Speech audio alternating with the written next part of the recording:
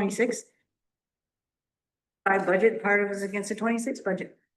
That makes sense, whether it's the case or not. Evidently, Rod didn't think so, because otherwise it wouldn't have been an issue. Unless he never thought of that, which is also very likely. Yeah, but, well, more than likely relying on staff, less as we do. So I can't say. I'm sorry, did you call order? No, we just sort of launched. We were into hoping it. for Laura to show up. I just texted Laura because it's hard for us to do anything without her. Right. Still talk about things if you have things you want to talk about. I could, I looked at the list and it looked, from what we did at the workshop last week, it looked to me like the new changes that we have were just reflected all of those and nothing else. So it looked to me like everything we said last time was reflected in. Yeah, the only thing I didn't see was I thought we decided to drop the community council one, still there. That's the only thing that, yeah, there's Yeah. no change in numbers, The number didn't but change. the community council line is still there, yes.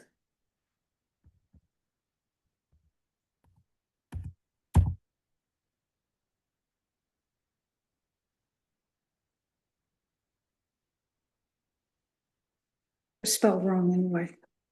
I know, so then we get rid of this, you get rid of the incorrect spelling at the same time. What a bad thing.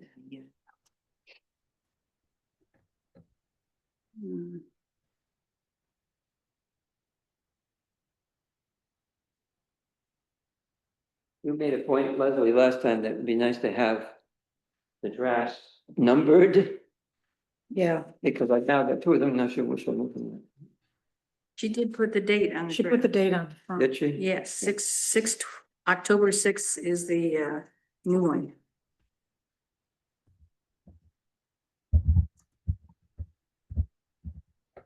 Yeah, I don't know. Let's start with, the cover sheet.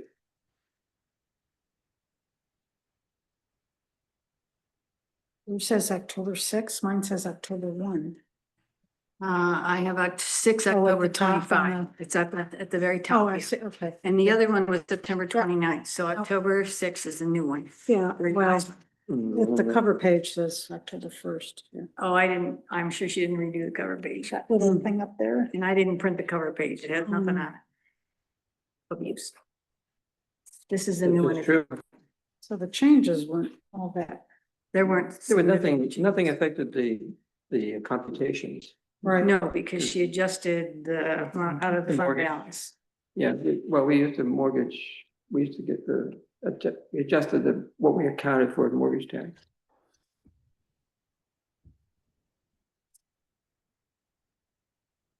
So that we didn't have to change the, We adjusted So, something so we wouldn't have to do it. yeah. Yes.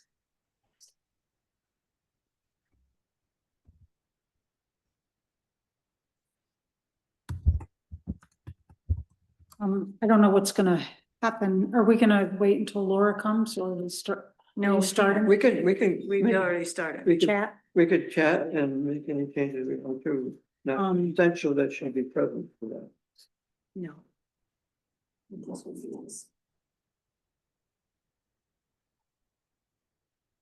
I was going to raise that question about the extra pay period, whether it affected anything, but Pat's right. Oh, wow.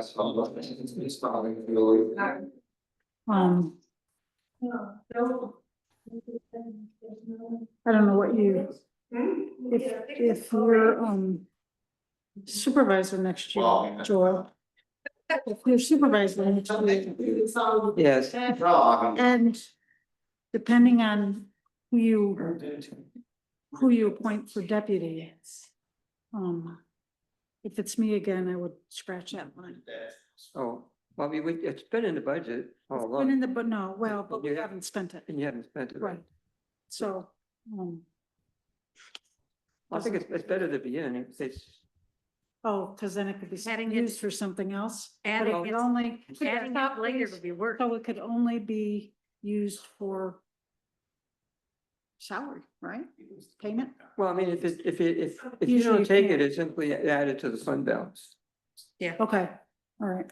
And if it's not in the budget, it could be worse to put it in at some point and take it back out. It's better to keep it there as a. Right, whatever. Yeah, I mean, it's very nice of you not to, just like it was nice of Pat. It's nice of you not to have taken it, but just like it was nice of Pat not to charge the town anything for putting a newsletter together for the last Right, 3+ right. years. um, But it's not reasonable to expect that your successors in office would be so generous. right. What line is the codification coming out of? Oh, is that any IT? I don't actually know. Mariah might know. I do not know. I know that it was, we paid a third and we're Right. paying another third. Yeah. So Well, it we- should be didn't we about actually use- 5,000. Didn't we use ARPA money for that? Oh, I think we may have. In which I guess it's Yes. not in the budget at all. I think we used that thing for it. Yeah. Does that voucher have a number on it? Which the The whatever line, codification? because it's in this, the abstract. Yeah, we still pay it, but the money comes from the ARPA money, so So it then it doesn't, shouldn't That's a list, separate. so it what doesn't, line it's not it's in out the of. budget. What? then it shouldn't list it on the voucher. The Right, voucher has to have an account for everything that's paid. well, and the So it's a voucher, if generic. it says a line, if it has a line, that means the money's coming out of that line. ARPA money had a separate account. Well, then it should have a different number on it. No, I mean, it's a good point, because, with the money, where it comes from is different than, how it's accounted for in the budget, but it's not really in the budget because the money is not budgeted, it's a separate pot of money, so. So how you pay it, that's a good question.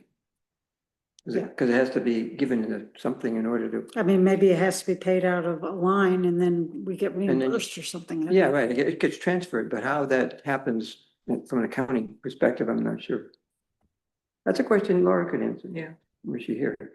But the abstract would have the number, not abstract, the voucher would have the budget number on it. Does it? Well, it should. Yes, but I mean, is it on this? I don't have that. Oh, No, it's not on this month's, Yeah. this. It is on this, it is. all right, but Oh, wait a I get minute. what you're You're right, doing. never mind. It is, but it's.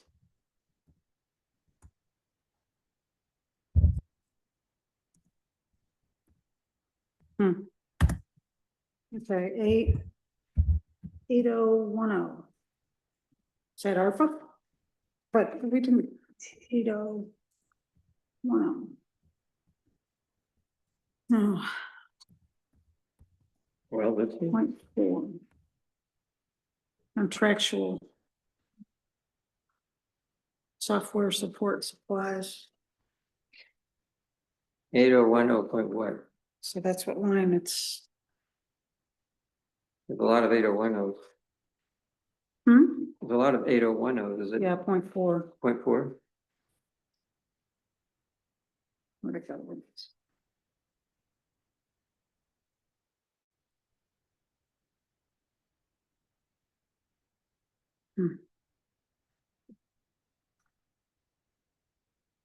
Software support supplies, training, association dues, kind of a peculiar place for it to be.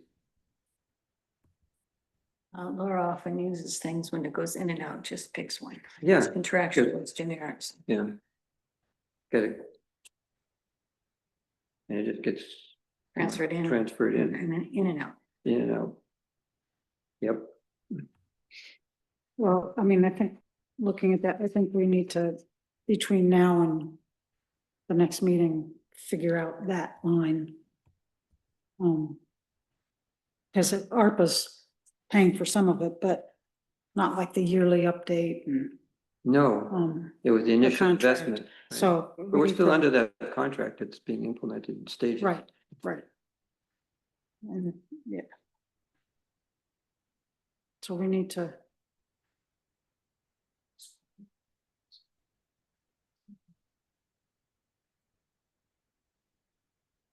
Let's see if I do have anything.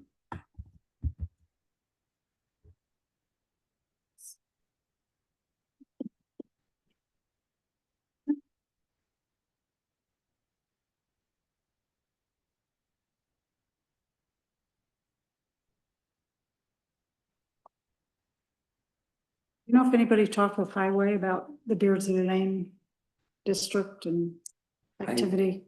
Not yet. No, but I'm guessing not.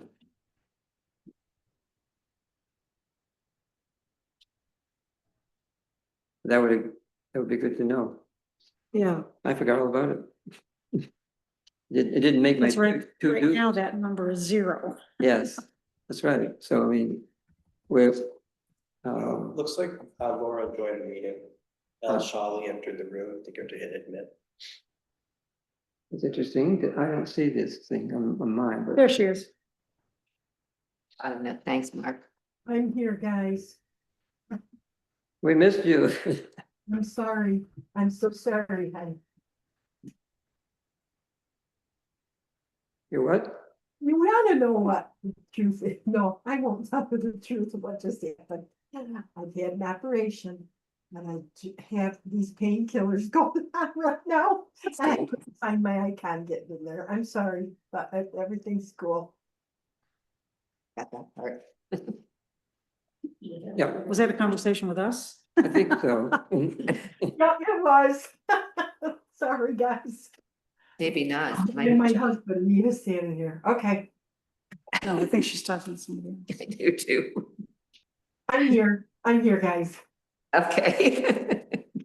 Sorry. A couple of questions came up while we were waiting for you. Sure.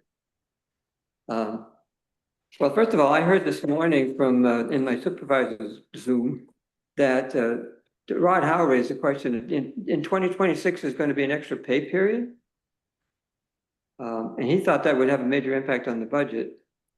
Pat doesn't think it would, because if it straddles the year, then you would just, Oh, no, it's not gonna, if there's an extra pay period, that's perfectly fine. I'll tell you what we do here. So I would discover that there's an extra pay period. But business is just gonna go on as usual, but only thing is gonna affect the employees is that I'm gonna take their amount of their salary, their new salary, and divide it by 27 pay periods instead of 26. That's what will happen there. But other than it affecting our budget anywhere, it's not gonna affect our budget anyplace. And if it happened to be an overlay at the end of the year or overlap, we know how to accrue. So we would accrue the right amounts. So we're okay. okay, that was basically what Pat thought. Yes, yes, Pat, that's what we do. So it doesn't really affect us. Good. And Leslie was wondering, with regard to the Beardsley Lane drainage district, the question was whether or not Keith thought he could make a pretty good dent in the work that needs doing with the money that's available, or whether we should be trying to have an assessment on that among the people in that district to augment the funds available for work next year. For some of the things that he has said about it, is, he's gonna, of course, try it out. He wants to assess the situation. He wants to try it out, to see what is really gonna be involved in it. I mean, he doesn't want any liability in any of this, but he's gonna do it. I would say, so if you're talking about this budget, as far as talking about the budget. Yeah, it wouldn't affect this budget because it'd be a special assessment for that district. Right, it'll be a special assessment for that district. So if you're talking about, anything for next year, I would say budget your funds for, well, no. Not the actual budget. Have you guys talked about, getting this on the tax bills for next year? You're gonna wait a year Doing what on the tax bills? for that district, that drainage district. Well, that's the question. So where we left it was, if Keith thought, well, I guess Greg was supposed to ask Keith whether he thought he could do most of the work within the money that's available, or whether we should, whether we should make an effort to try to augment the amount that's there by having an assessment, this year in 26. I brought that question up to him too. He said, I can't tell. He said, when I get in there and start working with that, I'm not gonna be able to tell if, the 4,500 or the 5,000 would be enough. It's in that escrow right now. But then,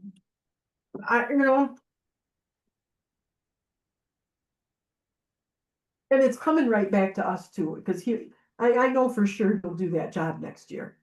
He'll get in there and see what needs to be done, and he'll do what he needs to do, start to assess the situation. So if you guys waited till next year to get that going, that would work. He probably will work within the Yeah. Available money. the amount that's there, Yeah. and it Yeah. would work out. I don't know, it was hard to tell, and that's kind of where our conversations went. Yeah, and it's kind of front loaded too, because there's a lot of deferred maintenance that we'd be trying to address. But if he's willing to sort of, it still works, the functionality is still there despite the need for improvement and maintenance. So if he could only do part of it, or stay within the available funds, then we can, tackle the rest of it the following year. Mm-hmm. That's Right. that's what he's got the flexibility to do that would be hard to do with anybody else, Yes. And knowing Pete, he's gonna keep moving till the job's done. Whatever it is that needs to be done. Yeah. And, That- well, so he'll keep moving on it, and it'll be an easier answer when we do the 2027 budget. Yeah. So his flexibility is a tremendous asset to us. Oh, exactly.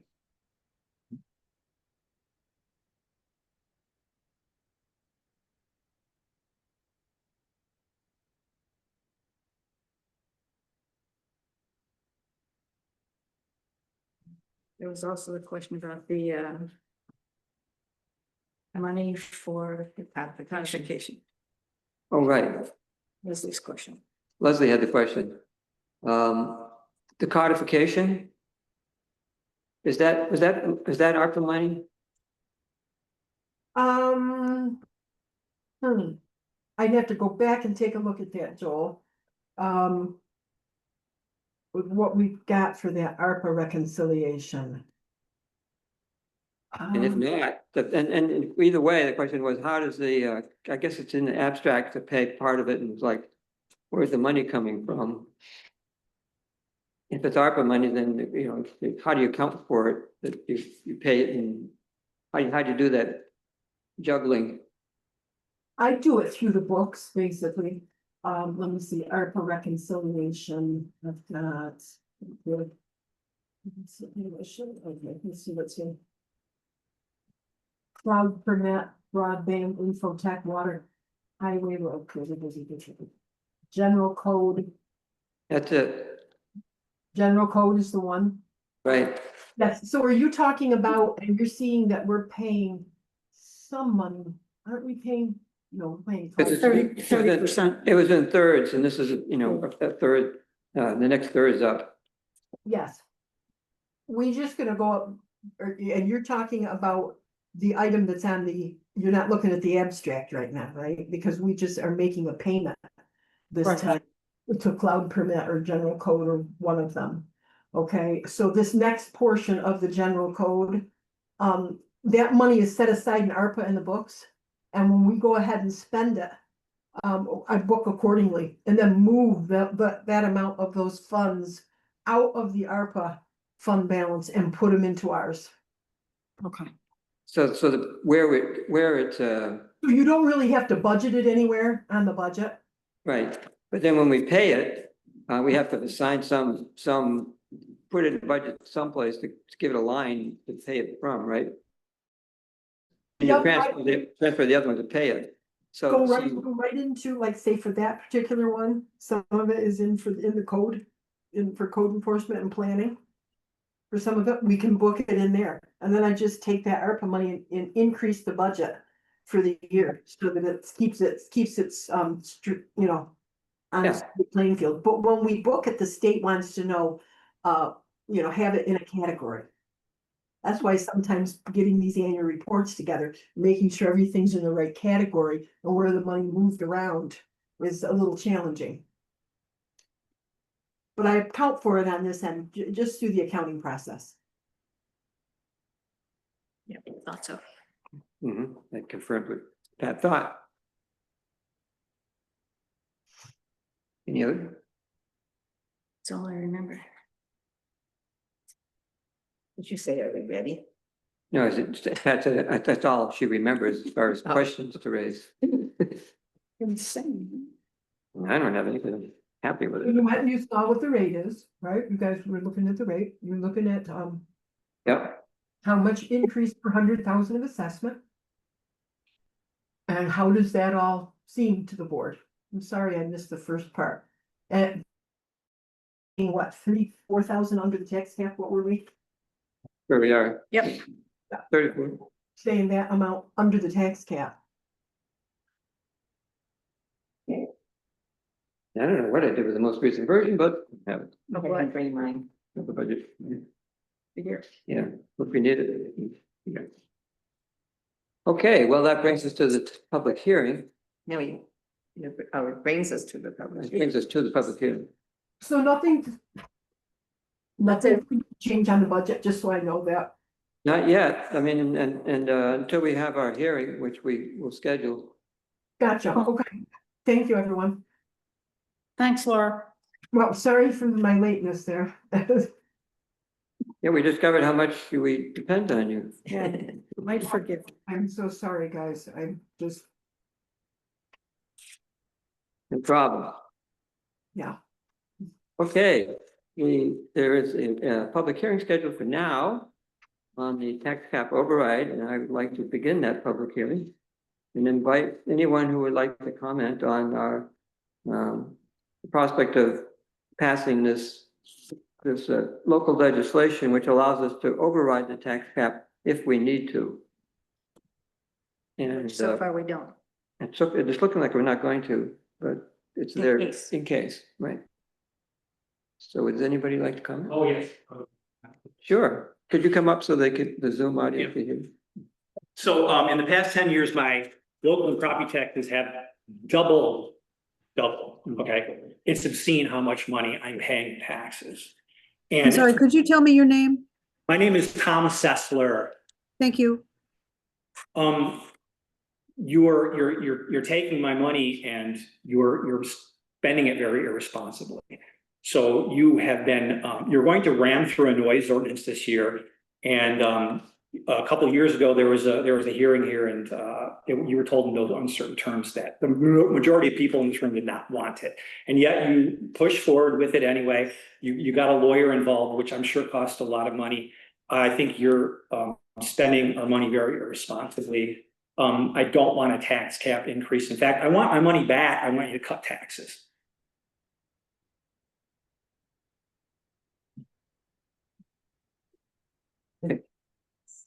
Would anybody else like to comment? Marty's. From what you just said, my understanding is there isn't going to be, you aren't going to exceed the tax cap. No. But having worked for government most of my life, the importance of having the provision to be able to exceed it should some unanticipated disaster happen in the next 30 days.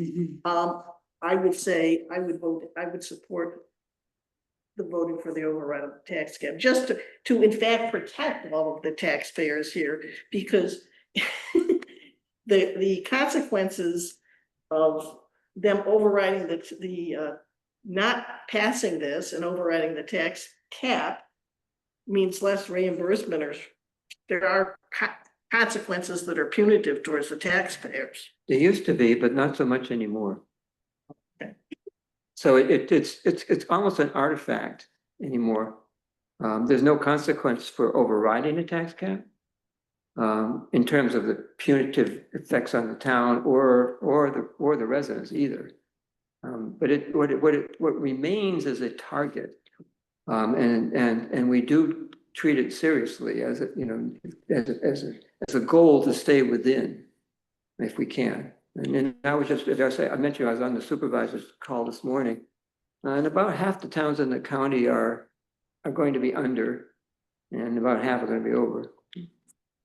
It's a difficult year for many because the 18% increase in the insurance is a hard thing to try to stay under, you know, just to include in the budget without reducing something somewhere else. Because we've got built-in increases of 3% for salaries.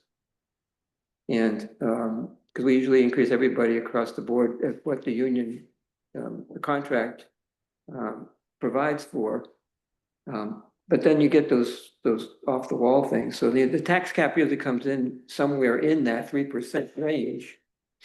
It starts at 2 and it gets adjusted by a host of things, which I don't fully understand, but Laura does, and she calculates it for us and that tells us what the amount is that we could raise to be still within the cap. And this year we're lucky here in Danby in that we underestimated what the mortgage tax would be. And that's an income that we have no control over. So, you know, I anticipated that with the real estate market practically frozen, that the receipts that the town would get in the mortgage tax would be much diminished, but they weren't. I don't know why, but for whatever reason, you know, we ended up with twice as much as we budgeted. So that gives us some extra slop, so to speak, to absorb that increase in insurance. And we could stay under. Well, I also went to the county budget hearing for public comment, and they did a graphic, which I'm not sure I fully understood, but included Danby, comparing it to the county, and it appeared that Danby gets an enormous amount of county, either our responsibility for county taxes is like 2/3 of what we pay, or we get 2/3 of Right, well, resources from the county. It was the slides were very confusing. in my well, mind. and the reason it's confusing is that there's two ways that sales tax revenues are distributed. A town has the option, well, first of all, taxes collected within the city stay within the city. So the city's treated differently than everybody else. Outside the city, sales tax revenues that are generated are put into a common pot. So whether a business is in Danby or it's in Lansing or Trumansburg, doesn't matter. It all goes into a pot and then is redistributed based on population. So, you know, we're entitled to our share. We have the option of either taking the money and using it in our budget or else applying that money instead to the county tax to reduce it. Same impact for the residents, but the beneficial effect on the town is that we're not subject to the swings in the sales tax revenue. We can budget more conservatively because we can project better what our expenses are going to be. So that's what we in Danby do, and many other towns in the county also do, is instead of using the sales tax money, we apply it to the county tax. So that means that, you know, when you get a year like 2020, when there's a sudden drastic decrease in sales tax, it didn't affect our budget. Question? My name is Karen Ross. I just moved here. I moved into my dad's house on Comfort Road. You come They up. can't, So you can't be heard. You could come on up, Karen. My name's Karen Ross. I just moved here with my husband. Moved into my dad's house on Comfort Road. Welcome to And, Danby. thank you. I came to be with family and friends, not so much because I feel like there's a lot of value to be had from the taxes in this town. Been visiting this area since I was a kid, visiting family and friends, and Where I came from, I paid high taxes because there was a school. There was great roads. There was garbage and recycling service and so many other things, beautiful parks. I don't know what we're getting here other than a sewer system that people are talking about that no one asked for, that's not gonna serve the whole town even. Or even, apparently it goes past a bunch of abandoned houses. I don't see, standards being enforced other than a noise ordinance everyone's talking about that no one wants. I have a house down the road from us that's some hoarder's garbage fills this entire yard and no one, enforces any codes or anything there, and I'm completely 100% against doing away with any tax cap. I think it's crazy enough as it is. Okay. Anyone else like to comment on the tax cap override local law? Turn to your right, Joel. Hands up. Sure. I'm looking, yes. Carl Sure. and Dave, Sure. My turn. Is that okay? yes. Thank you for having me. Appreciate the work of the board. I know it's not an easy job. Just a couple of comments. One is I looked through the past town newsletters, the last few newsletters. I looked online at the town website, and I didn't see any information about this, about the tax cap law. So Joel, why was that not part of your notes from the town supervisor? Unless I missed something, and it's entirely possible that there might be something right in front of me that I didn't see. But if I didn't miss it, it seems like things like the timber harvesting law and the new coordinator and this South Hill update, why wasn't there also something about the tax cap law override? It would seem like it would be good to have some of the information that you were just talking about the reasons for it, et cetera. So that's my main comment. And why wasn't there information about this that was put out there in the newsletter and on the website? And my second comment is based on online comments. More people in Danby seem to be concerned about the noise law than about whether their taxes might go up. So I find that is very interesting. Anyway, just wanted to make those comments. Thank you very much. You're welcome.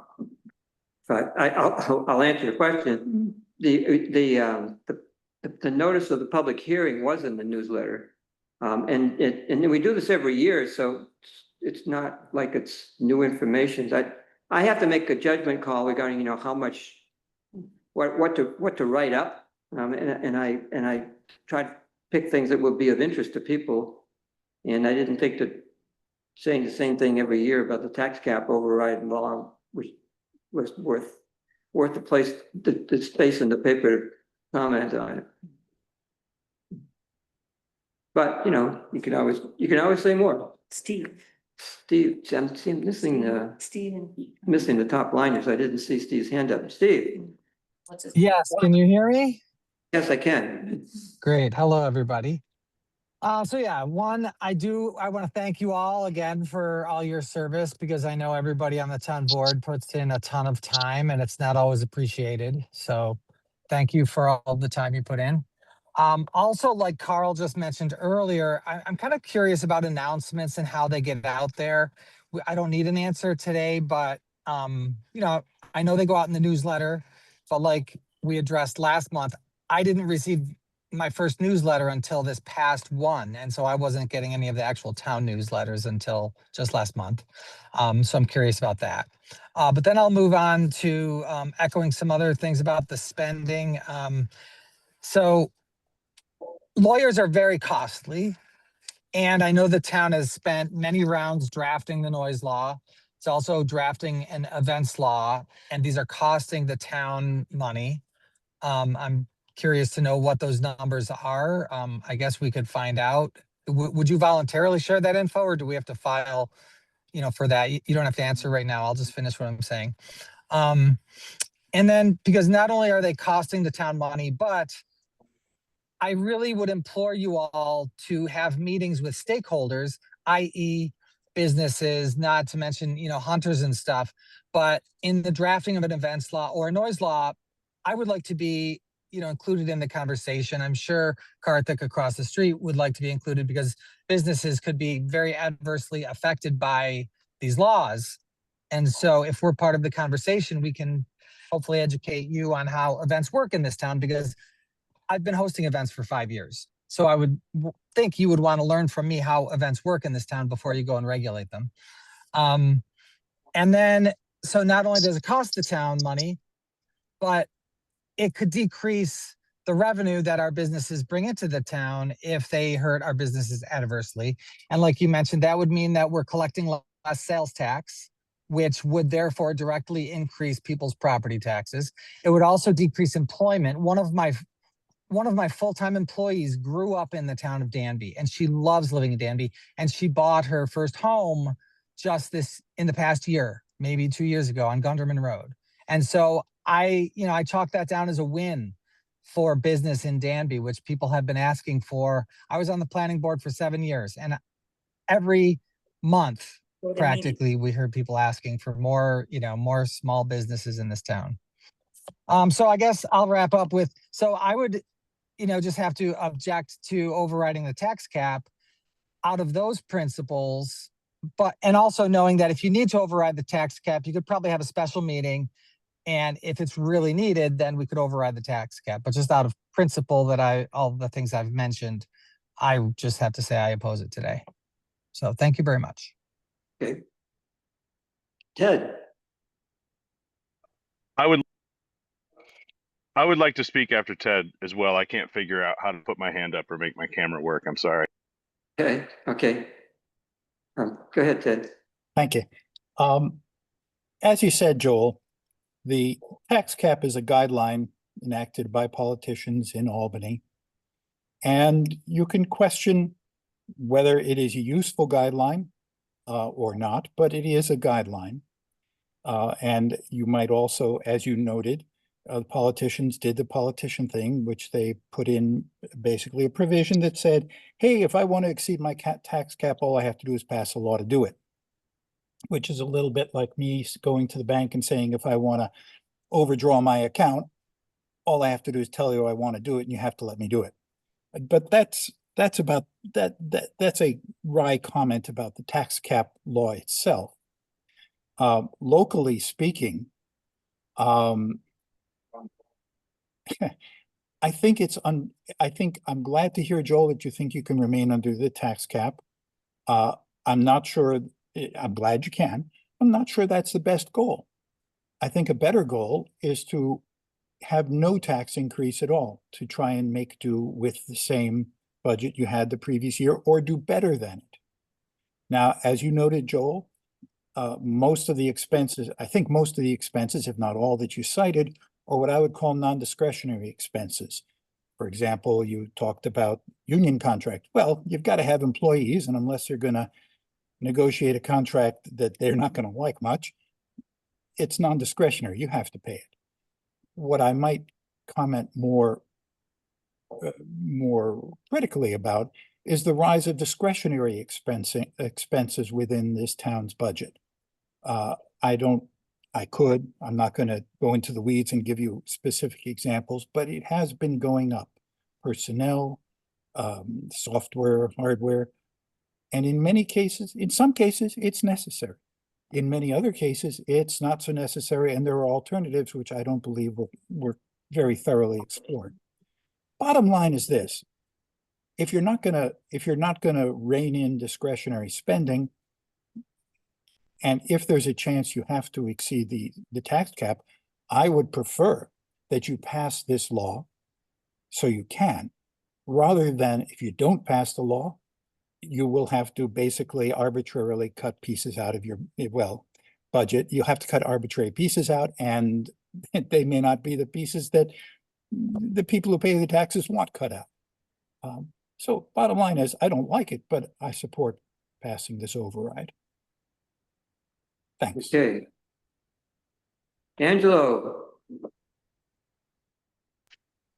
I'd like to just speak and say that I, I've lived in Danby for 8+ years now.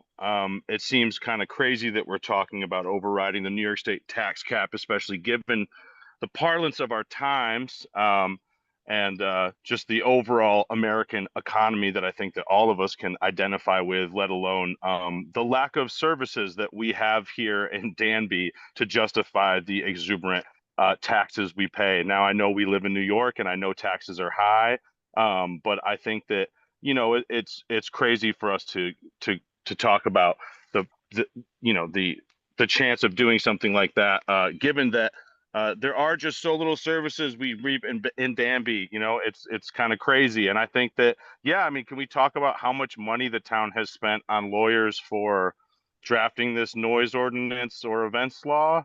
Do we need to file a freedom of information request on that? I'm happy to maybe spearhead that. I think that this is all kind of crazy at this point to be talking about a tax, overriding the New York State tax cap, considering we are, some of the higher tax people in this state and in this country. I guess that's that on that. We can talk about the noise law later. Yeah, we'll have an opportunity. Comment in the hearing. I can get through the public hearing on privilege of the floor. Privilege of the floor, yeah. Anybody else on the tax cap? Yes, if you come up, please.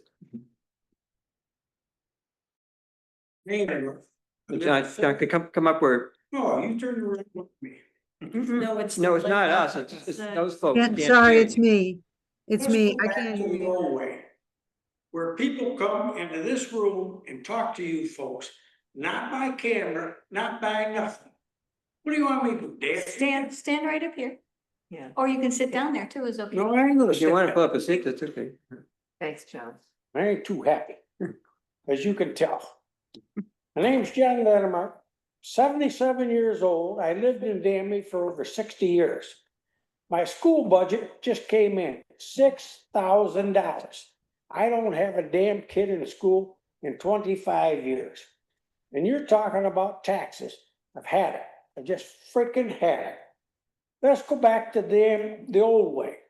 We don't need this right here. We need people in the damn chairs talking face to face. Not on a damn computer. Do you understand, Joe? I hear you. Well, good. Is that too much for the noise ordinance? Huh? Is what too much for the noise? My voice. I don't think so. John, maybe so. It seems the language is so vague. It might be the case. Wait a minute. Who's that guy? That's Angelo Peters. Another person. Who? Angelo, I don't know him. Come to the meeting. good point.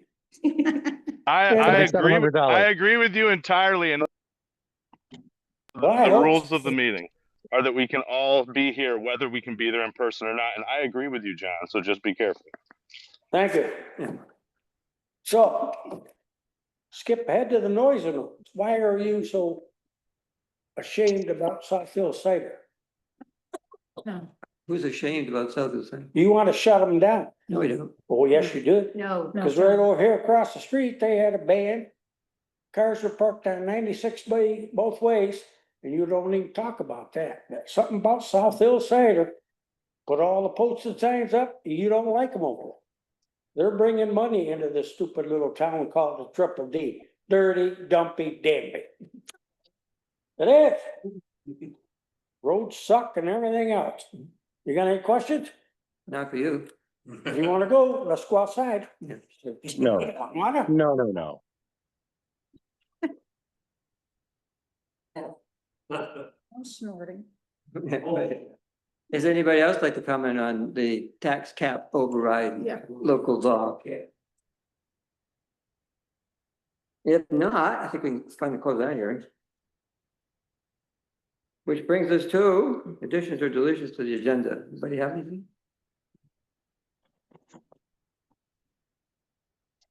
There were a couple of late additions. I don't know, I should have put them up there instead of where I did, but I don't have yeah. 11, what do you have to, 11 point? 10.2. No, it's 11 now, because every number, anyway. What did you add? I added, well, one of them was set the budget hearing, Oh, yeah. Wait, and then approve the cost share for the appraisal for 1840 Danby Road. I spoke with Bintu Siddiqui this afternoon. That. And then the other one was potentially canceling the scheduled budget workshop for November 3rd, which we had tentatively scheduled.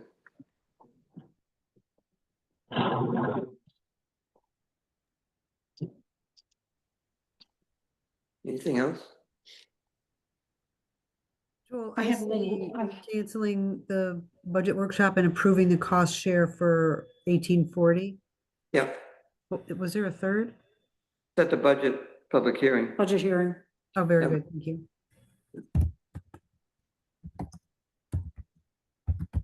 I mean, I had a list of things that dealing with the budget and everything else, things that we need to deal with, probably.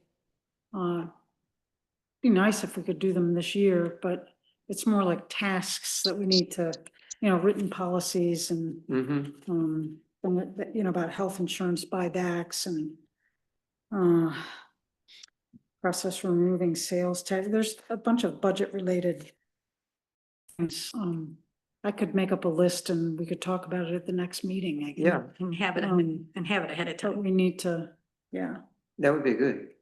There's a couple of things that we are in the works. We're working on a policy for this room, for instance, which we hadn't come back yet. Yeah, Yeah. yeah, that I just assumed was. It's on gonna the happen. to-do list, but it wasn't right for being brought up. So we good? I guess so. The other thing was the plaque out there for Rick's For Rick. tree. Must have gotten run over. Really? I mean, it's Oh. bent like this, Oh, wow. so must have been run over twice. It took me half an hour to get it out of the ground, but, Huh. I don't know whether we need to talk to the lawnmower person. Well, I'll try and fix it, but I don't know if I can. you want to call him? Do I want, yeah, I'll call him. Why not? All I right. can give you his number. I don't know if it's the new one or the old one. Well, but it's the same, That's right. RP Lawn and Landscape Yeah. did it last year and this year. Okay, Was last price. all right. I've got his phone number. You mind if I move those pawpaws out from getting overrun by fruit flies? Oh, was that what that is? Yes. If you might. No, I know. I brought them to share. Oh. Be out there to. You share the fruit flies. Funny, it must like Catherine. All right. Privilege of the floor. Is there anybody who would like to address the board on any matter? Marnie?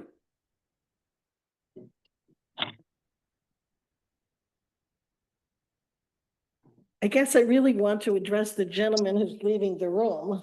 I too, I live in the house that my parents bought when I was born 75 years ago here in Danby. And I do not find Danby dirty or dumpy.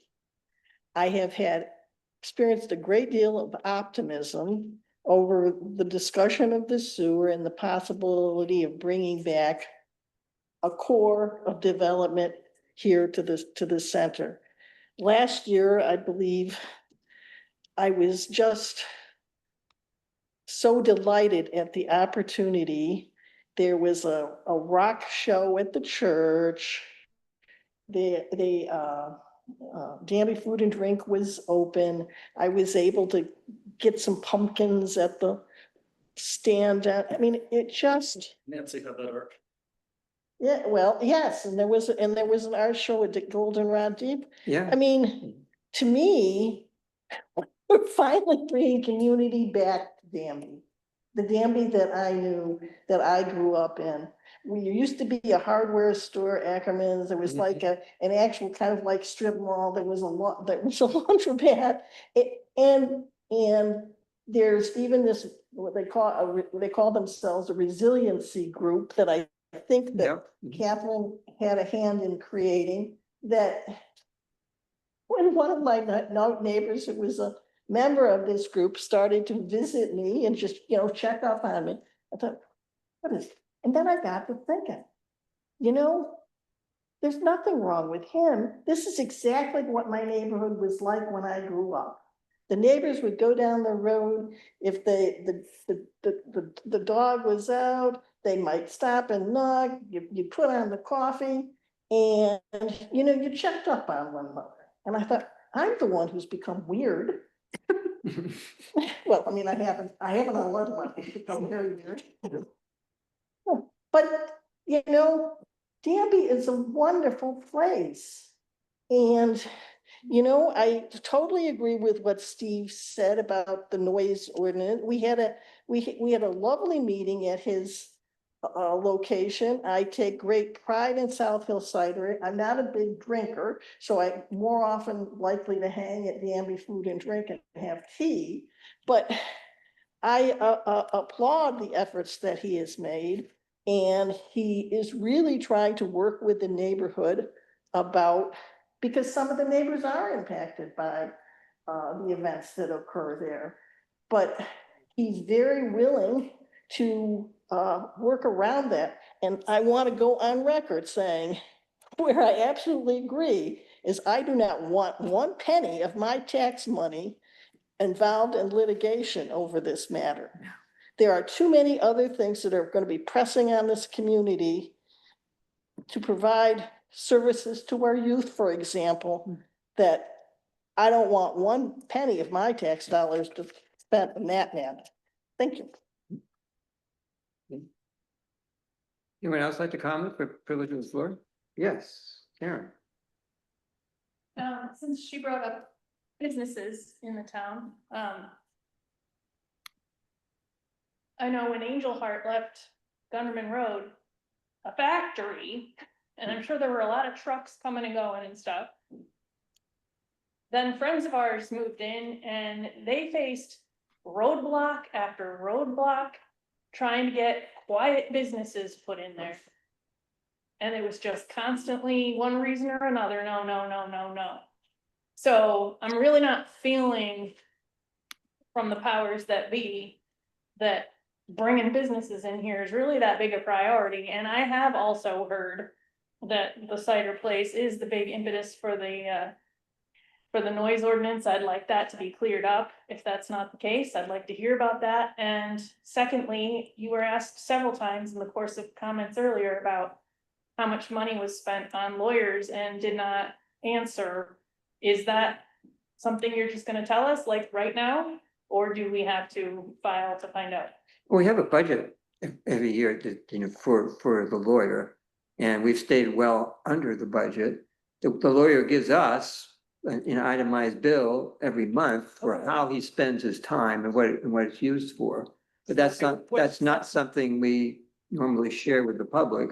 Why is that? Because he goes into details of what he's doing on our behalf, and then if it. On your behalf of the town, that's what I'm On looking. behalf of the town, I'm gonna say on our behalf, I mean on behalf of the Okay, so if town. the town overwhelmingly says we don't want a noise ordinance, then what's gonna happen? Well, the town won't have that option Oh, because it's not allowed in state law. So it's, don't raise our taxes if we don't raise them. well, we can hear and we do listen to comments from the public and we take them into account. Ultimately, we're responsible for making the decisions, and people elect the members of the board to do that on their behalf. We don't, I myself, I could say, and I would not support anything that I felt the majority of the population doesn't want.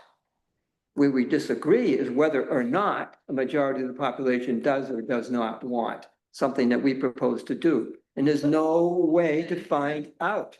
What's that? Vote then if you're not. A We can't- vote. Is what we can't do, as I just said. I thought the town board could put anything on the ballot they wanted to. It would be You nice could, if- it you would could be nice if absolutely that- vote. How could you not vote just to get a list of who was in favor or not in favor, and then the town board can make an informed decision. And I think that is a very reasonable request. There's other people on public comment. We need to let them. This is true. This is a little, not quite, it's a little off topic in as much as it's a privilege of the floor, but the point is, Angelo, we, the town board, cannot put to referendum, which is what you're talking about, anything but a very short list of things that are in the law as subject to permissive referendum or mandatory referendum. For instance, it was proposed a couple of years ago to increase the terms of office for a couple of offices, and that had associated with it a mandatory referendum. People got to decide whether they did or did not want to do that, and they said no. So I mean, the people get to vote on that. Some things that we might do are subject to permissive referendum, where if the board passes it, the voters can object, and then there will be a referendum to determine whether or not that the majority are supportive or not. But that's a very short list of things for which you can do that. Other things, it might be nice, and in some states you can, but New York doesn't do it. You know, so we are not able to do it, whether we would like to or not. And frankly, there are many cases where most of us would rather have the people decide than have to do it and wonder whether or not the majority are support it or not. But that's the way it is. Let's see, I'm not sure whose hand was up first. Rhonda, I haven't heard from you tonight yet.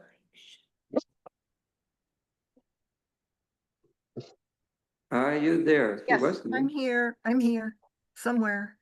I want to make a comment to the audience because I have heard a number of you talking about the town attorney. And I don't know where you got the impression that the town has an attorney. I have seen it in the Danby News, so that would make it Ted's fault. But the town has no attorney. Guy Crow is not the town attorney. The town attorney, in fact, I've sued the town and I can tell you that the town has no attorney. So what the town has is An attorney nothing. for the town. It has nothing really.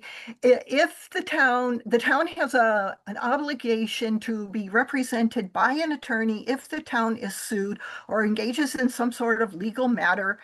And so quite often, because Guy Crow has a reputation for representing towns, they will hire Guy Crow on a sort of temporary basis, but he is not like a full-time employee.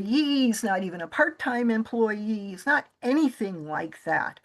And so he is expensive when he's hired, but the town is obligated to be represented by an attorney. So that's not the fault of the town board. It's not the fault of the state in requiring this. It's the matter of how much attorneys in general charge to their clients. And I was looking at a legal document recently. It was a lawsuit that engaged the town. It was actually an Article 78 dealing with some property on East Miller Road. And in that document, Guy referenced himself as the general counselor for the town. So he didn't even say, I'm the town's attorney. He said he was the general counselor for the town. So if you think that we have some sort of fancy staff member or something like that, that's not true. And we have to, state requires us to be represented by an attorney whenever the town either defends itself or engages in some active lawsuit against someone or something. So there you have that. Thank you. You're welcome. I've got a row of up raised hands across the top of my screen. Steve. Myself included. Oh, okay. Keep that in mind. Steve, did you have further comment for? Yeah, sorry, it took me a second to unmute myself. I always go back on mute after I talk just to keep things quiet. I guess I wanted to get back to some of the things that Marnie said. Specifically like about the meeting that we had at the cidery. And I want to just give some backstory to some folks here who might not understand that. So there are 2 households near my cidery that have hired a lawyer, and they passed a petition around the neighborhood to object to the noise that we're making. I am very willing to work with the neighbors, and that meeting, which I thought was very productive, and it was great because there were many people who came in, and we were obviously appearing to be on different sides of the subject. And after a very thoughtful roundtable discussion, I think it brought us a lot closer together. And I want to propose that we have more activities like this in this town whenever there are disagreements, rather than pitting people against each other. For example, if you just use lawyers to sort all of this out, that doesn't bring neighbors together. That pushes them apart. I'm married. I've been married for over 25 years. And I must say that marriage counseling was one of the best things that happened in my life, not just to my marriage, but to learn how to work with people. And you want to focus on where you can overlap and grow that rather than focus on areas where you're different and just push yourself apart. And so we didn't even have to bring a mediator into that meeting. And I think Marnie would agree, or anybody, that it was an incredibly productive, thoughtful meeting. And there are mediators in this area that we can bring in if we can't discuss things thoughtfully. I also want to point out that the 2 households that are the catalyst for this whole, what people perceive to be a huge issue. And I do want to work with it. And I acknowledge to some people it is a huge issue, but it's a very small number of people that consider it a huge issue. Those 2 people were not at the meeting. They chose to not engage in conversation, to be constructive and try and work things out together. We're going to be neighbors whether we like it or not. So I'm of the mind, let's try and work together as neighbors and grow our community, because community right now is really all we have. The more things go on, if you pay attention to national politics, if you pay attention to AI and what that is doing to communities and people's brains and everything, like, this world is getting out of control. But if we can sit with each other and have discussions with each other and grow what we have in common with each other, we could make this a beautiful place and a greater place for everybody. So I'll get off my, pedestal here, just reiterating, whenever there are disagreements between neighbors, I would highly recommend that the town develop a protocol to give them a toolbox to say, here are the tools that you guys should use to try and resolve this situation before we have to start paying money to Guy Crow and spending our own salary money discussing it at this meeting. I mean, how many hours have you guys gone around in circles on noise laws when we haven't even provided the neighbors with a toolbox to work it out amongst themselves? I mean, the CDRC, the Community Dispute Resolution Council, I didn't know they existed until recently. And I know the town used it at times. That's just one tool I found on my own. So I don't want to take up a lot more time, but please, let's develop a toolbox to help neighbors work with each other and grow community before we just rush into laws and lawyers. Thank you. Thank you. I neglected to mention before we started privilege of floor, we asked people to limit themselves to 3 minutes. Tyler, next on my screen, you want to comment on privilege of the floor? I would like to, thank you. Yeah, I'm just gonna read what I wrote down just so that I can keep it under 3 minutes and stay on track. My comment is on the noise law. I'm a musician and I enjoy playing my music outdoors. So I felt like I'd like to comment. First and foremost, I also have a lot of other concerns. First and foremost, there should be no police involvement in noise disputes. The role of police in Danby should revolve around safety and should obviously not intertwine with grievances about the volume of music. There should certainly be no inspections of premises by police officers in relation to noise, as this law would call for.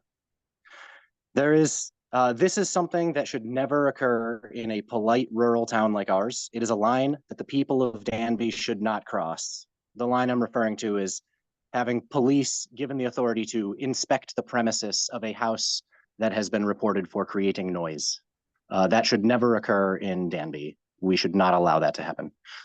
Secondly, no fines should be levied as a solution to disputes about the volume of music. The suggested amount for a fine is out of touch with reality. $700 is all my money. You can't have it because of the volume of my music. There are fewer places for professional musicians to make a living now than anyone can remember. Due to the cultural shift that was ushered in by COVID-19, the town board should not be crafting legislation designed to shutter one of the Ithaca area's last remaining businesses supporting live music because of the complaints of a small number of neighbors. And we certainly shouldn't saddle all of Danby with an unwanted noise ordinance just to shut down South Hill Cider. I'd like to read a list of music venues and other gathering places for local musicians to perform for our community that we have recently lost in the Ithaca area. The Haunt, Taganic Concert Series, The Range, Lot 10, The Chapter House, The ABC Cafe, The Chariot, The Nines. We should retreat from the pursuit of curtailing South Hill Cidery's ability to continue operating their business in much the same way that it operates now, which is to say, as an irreplaceable boon to our community, our culture, and the Finger Lakes. The cidery brings an agricultural business of the best kind right into our community. Most agricultural businesses, for instance, an agriculture with some form of unwanted externalized waste, such as odors, dust, chemicals, or noise, and other significant disruptions. Waste music must be among the least offensive in the class. Furthermore, I would like to add that I agree with what many have expressed in emails and on social media about how the process of moving this proposed law forward has been rushed and feels suspiciously anti-democratic. It appears clear to me that when the noise ordinance was recently considered, the unpopularity of the proposed law made it impossible to pass just before an election. A yes vote was an obvious liability for those who would be up for re-election, so it was shelved until a more convenient time to pass a widely unpopular law. And now is that time. 3 of the 5 members of the board are not returning next year and will not be standing for re-election. If the vast majority of the people of Danby really do oppose this proposed law, as the nearly unanimous emails during the comment period would indicate, I sincerely recommend that they make the time to appear at the relevant town hall meetings to make their voices heard loud and clear. And I would remind the Democrats on the town board that when Democrats lose elections, they are usually replaced by Republicans, if you were not aware. That's all I have to say. Good. We'll come back to attendance. Yeah. Did I hear Ted there? Yes. Okay, well, first, let me lighten it up a bit. I'd like to give a shout out to Angelo for his excellent use of the word, what did I write down here? Exuberant instead of exorbitant. Speaking of budgets, I will remember that and use that. Thank you, Angelo. Thank you.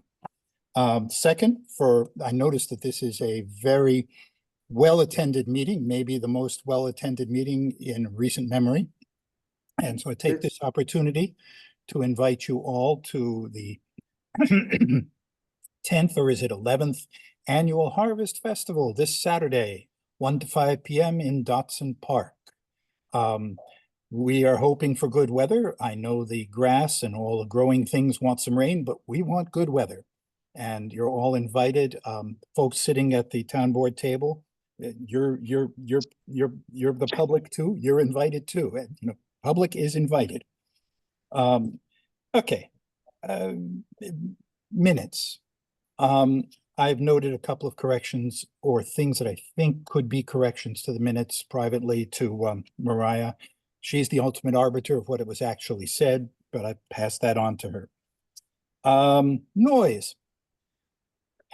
I think what's getting lost here is that by and large, most noise problems are resolved privately without resorting to going public in the town board and police and all the rest of it. But in recent years, and I'm not talking 15 years back, I'm talking the last few years, there have been a number of incidents where they could not be resolved amicably, neighbor to neighbor, neighbor to neighborhood, or neighbor to business. The noise law that's proposed really doesn't please me, but there has to be some mechanism which does not involve cooperation. If there is no cooperation, there has to be a mechanism. This might not be the right noise law. In fact, I'll go out and say it. I don't think it is, but there has to be a mechanism. Next on down here, someone talked about public voting on things, and Joel gave a quick rundown on things that can and can't be voted on. He left off the list, not intentionally, I'm sure, is that water district business, if there's going to be a public sewer system, it has to be enabled by a public vote on a water district, just in case anyone doesn't know. And finally, in the mid-September meeting, the town board spent an hour talking about garbage, in particular enforcement options for a location somewhere on Nelson Road. And they eventually came up with a conclusion and decided to take action on it. So this is a question for anyone on the town board who has the information to answer. As I understand, shortly after that meeting, the town discovered that it could not, in fact, pursue that enforcement. And I'm just speculating that maybe the town board forgot that 2 years ago it passed a law which completely redefined the role of the code enforcement officer, and that role did not include enforcement of garbage issues. And so, Joel, could you correct my speculation and tell us why that change happened? And with that, thank you. I hope I haven't been too much of a downer. One more. A couple more, actually. Della? Yeah, two more. Right. Well, three, because Yeah, he doesn't have his hand up. Yeah, Della's next. because Angela Hi. also. Yes, go ahead, Della. Hi, so by the way, I'm Della Hovanek. Yes. I actually grew up in Danby. My father was a business owner here for many years. And I purchased my first home last year on Gunderman Road. So I'm a resident of Danby, and I'm also the production manager at South Hill Cider.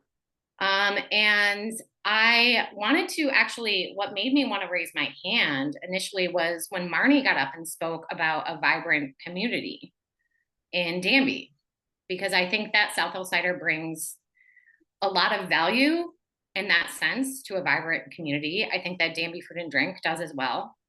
I would also like to point out to Marnie, just on a personal note, that we serve many non-alcoholic options. So anytime you want to come to jazz or Thursday night music or Friday night music, when we have it briefly during the warm months outside, you're more than welcome, and we have many options for you. What really troubles me about the narrative about South Hill Cider is that there was a small number of neighbors, right, who have concerns, and we are willing to address their concerns, as Steve has stated. However, we do not hold music 5 nights a week. We do not amplify music beyond what needs to be amplified.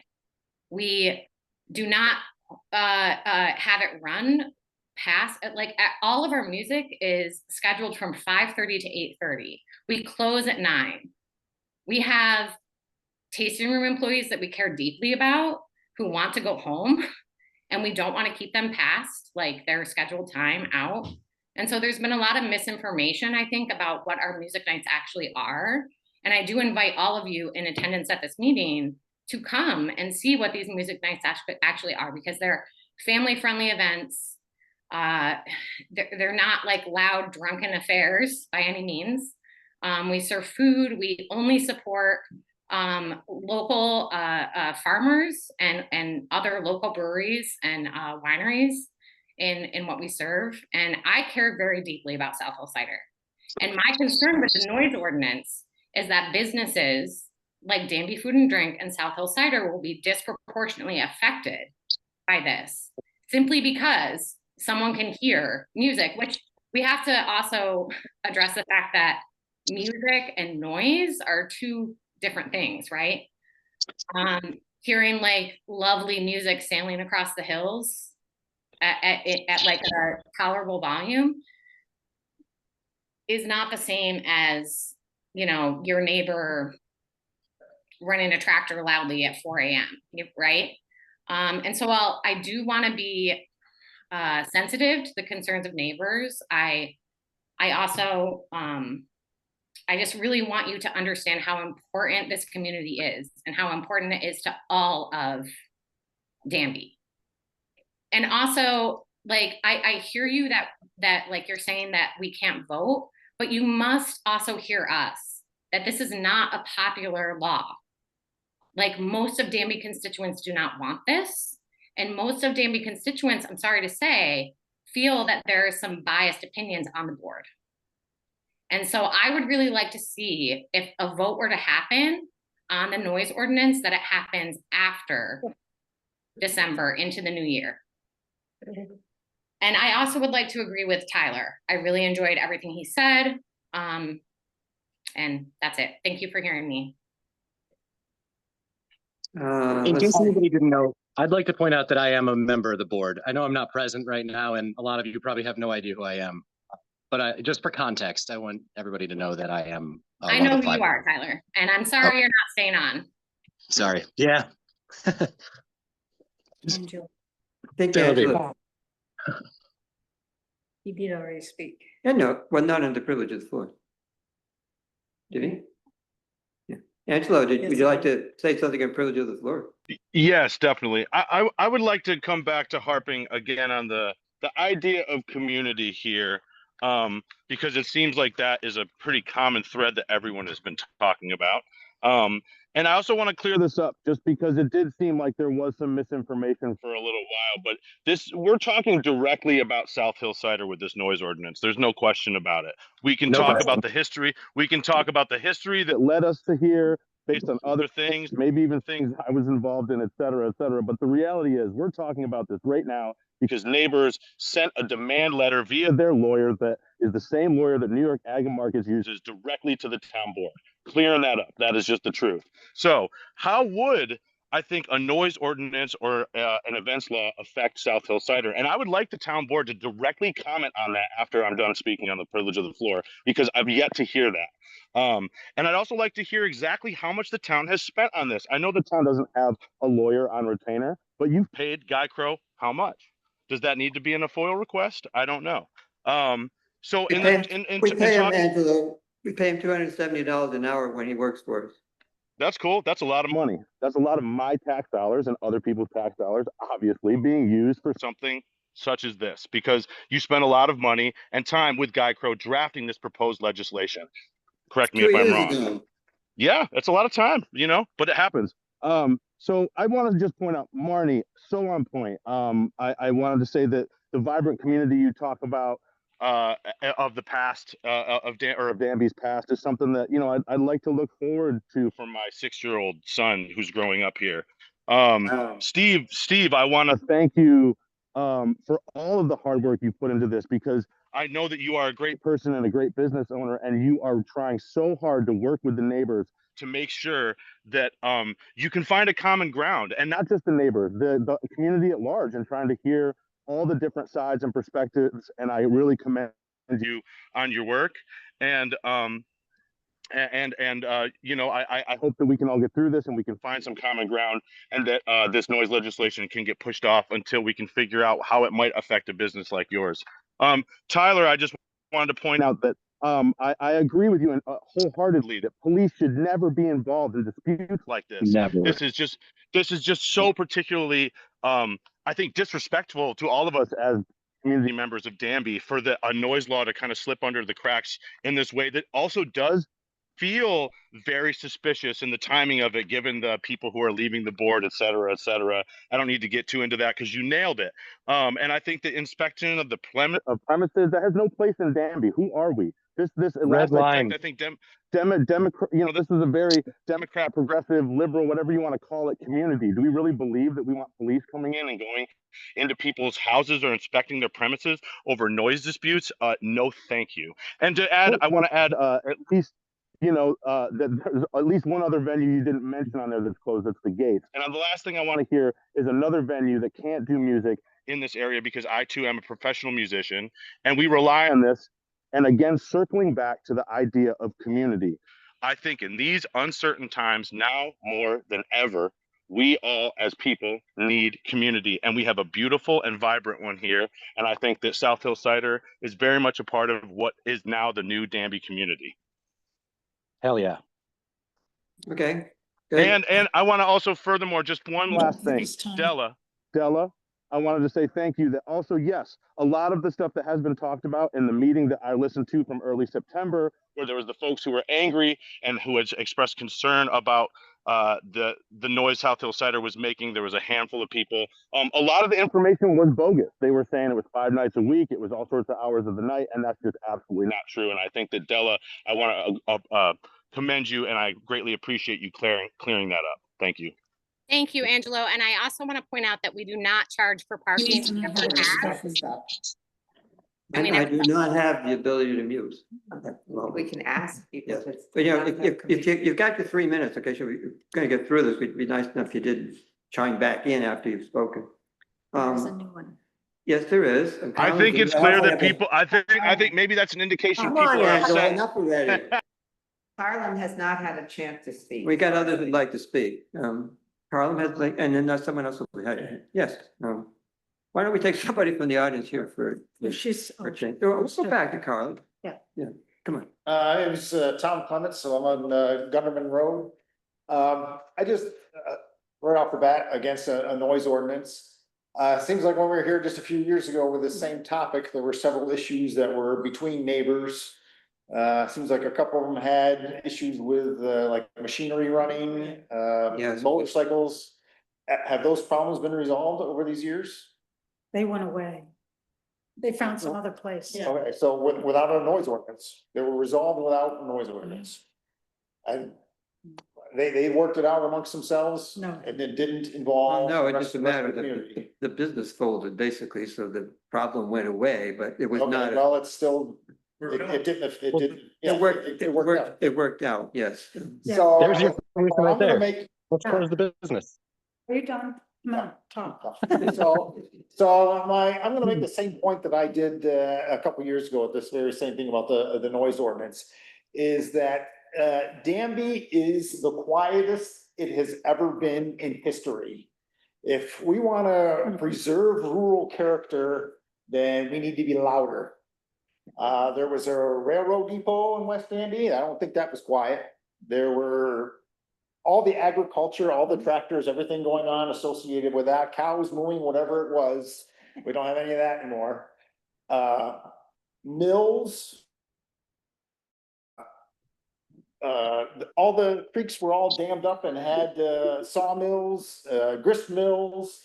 None of that was quiet. So we are the quietest that we've ever been. There's no need for anything else if we want to preserve rural character.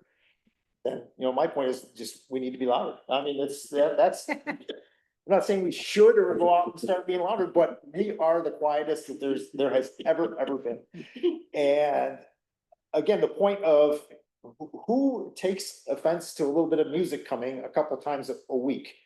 Again, if there are the neighbors, that can be worked out amongst them. I don't know what that would entail, but it's between them. It doesn't need to involve the rest of the community, doesn't need to involve any of the community's money. They'll work it out. Let the rest of us keep Danby as quiet as it is ever in history without any noise ordinances. Thank you. Thanks. Carlin. Hi, my name is actually Joe Outson, but my partner is Carlin. That's why it's on there. She'll agree with me, but in what I say, we have a daycare here in Danby. Just kind of echoing what everyone else has said. I mean, Steve, what he said was amazing, and what they're doing at South Hill Cider, just awesome. What Karthik's doing over there, Danby Food and Drink, amazing. Everyone I've talked to in the community, agrees that a noise ordinance is not needed and is only going to be a hindrance to the people. So I know you said that, I think it was Joel said, you'll listen to what the community is asking for, and I just, say that that you do that, because I know it's tough for some people, but it seems like an overwhelming majority of our community is against this. So just kind of echoing everything else that everyone else has said, and I appreciate it and appreciate everything y'all do. Thank you. It's like Uh, your neighbor Mark, he says no noise ordinance before this even happened. I don't know what he was talking about. Was that, Jenna, did you want to comment? Yes, can you hear me? Yes. Okay, I'm actually sitting here with my family. I live in Danby on Bald Hill Road. I have a young family, and we spend many of our Friday nights at South Hill Cider and our Saturday nights at Danby Food and Drink, because it's something we can do. It's one of the reasons we love the community. We can bring our children and expose them to live music. We can see friends, and everybody has a really wonderful time. And I'm really happy that I've lived in Danby for 9 years, and these things are now here. I'm really happy to be raising my family in this community. And I have my sister-in-law on the line, and they are building a house on Leeb Road. And I think they feel very similarly. And I think about, if we were to have a community gathering in our yard, we would be breaking this noise ordinance. And I wouldn't really feel like that's a very community thing to do. Like, we all have moments of making noise and having a community gathering. And it really bothers me that there'll be some sort of law that I would much rather talk with my neighbors and work it out and not be governed by some law. And I just want to express that my appreciation for these businesses and how it's enhancing our community. And I'm going to hand it over to Katie. Hi, everyone. My name is Katie Hallis, and as my sister-in-law Jenna said, my husband lived in Danby before we were married, so I've had a lot of time in Danby, and we've chosen to build a home in Danby and raise our young family there. And I would just echo many of the things that Jenna and others have said, and I also just want to sort of emphasize and reiterate the importance and power of community, especially in these times when one of the biggest challenges that people face is loneliness and isolation. Before the new administration came in, the Surgeon General put out a report on the challenges that parents were experiencing, meant the mental health crisis for parents of young children these days. And I can't really say enough about the power of gathering and coming together, and to have these third spaces where we see each other and we feel just less alone in the craziness of parenting, or the craziness of just the hardships of life. I think what places like Danby Food and Drink, like South Hill, offer are so much more than just a venue or a business. They're true spaces for the community to build and strengthen relationships. So I just want to reiterate how crucial that is, not just for folks like me with young children for whom like it can be really hard to get out and like connect, but for so many. So I really hope that, as Jenna said too, that we can find a way for all of these things to coexist, and to not, take something that has been so life-giving and make it punitive, and shut that down. I just think what can be gained and the value around coming together, I think it needs to remain a priority in the community. And I hope that, we can creatively find a way for everyone to coexist. I think it's possible. So thank you so much for the time. I mean, I'd like to clarify on the part of the board, none of us is trying to shut down South Hill Cider. Karthik. Karthik. Karthik. Karthik would like to speak. And for the record, I'm not here to try to shut down South Hill Cider, because I came right after that comment. Just to be clear. Hi, everyone. I'm Karthik. I operate Danby Food and Drink. I was trying to be there, but I'm home with my sick daughter, so Thank you all for being here, and thank you to the board for hearing all of us. And thanks for all the comments. And obviously, as the other, I guess, main business in Danby that hosts music, I would also be very concerned and deeply saddened, I think, at the passage of the noise ordinance as it currently stands. And I've heard from, I mean, pretty universally, I would say, the town, as people come through my store and just folks in Danby in general, the support for what is really kind of burgeoning energy in this town, and it's really exciting to be seeing this happen. And I know all of you on the town board very well, I think, at this point, and I really appreciate your attention to this. And I do think that you all do see the and are hearing here the importance of these community spaces and the opportunity for music to bring people together. And I'm seeing that regularly at my place, and I love going to South Hill Cider. I see Steve and others there on the regular, and it's a really wonderful access place for me as well to see a different side of Danby. So yeah, just again, I think mostly echoing what I'm hearing everybody else say, but I appreciate all of you for what you're doing and hope that we can come to a solution that allows South Hill to keep its music going, and my store and other places. Thank you. Thank you.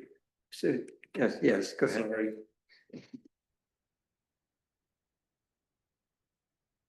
One thing, did y'all get my email before this about the ADA grant? Who are you? I'm Zachary Larkins. Sorry. If I did, then they didn't see it. We got a quote. It was not to exceed $5,000. I have to read through all the legalese of it, but we should open up the conversation at some point. Oh, okay. About that. I'm going to keep this as tight as I can, but it's going to be a weird grant.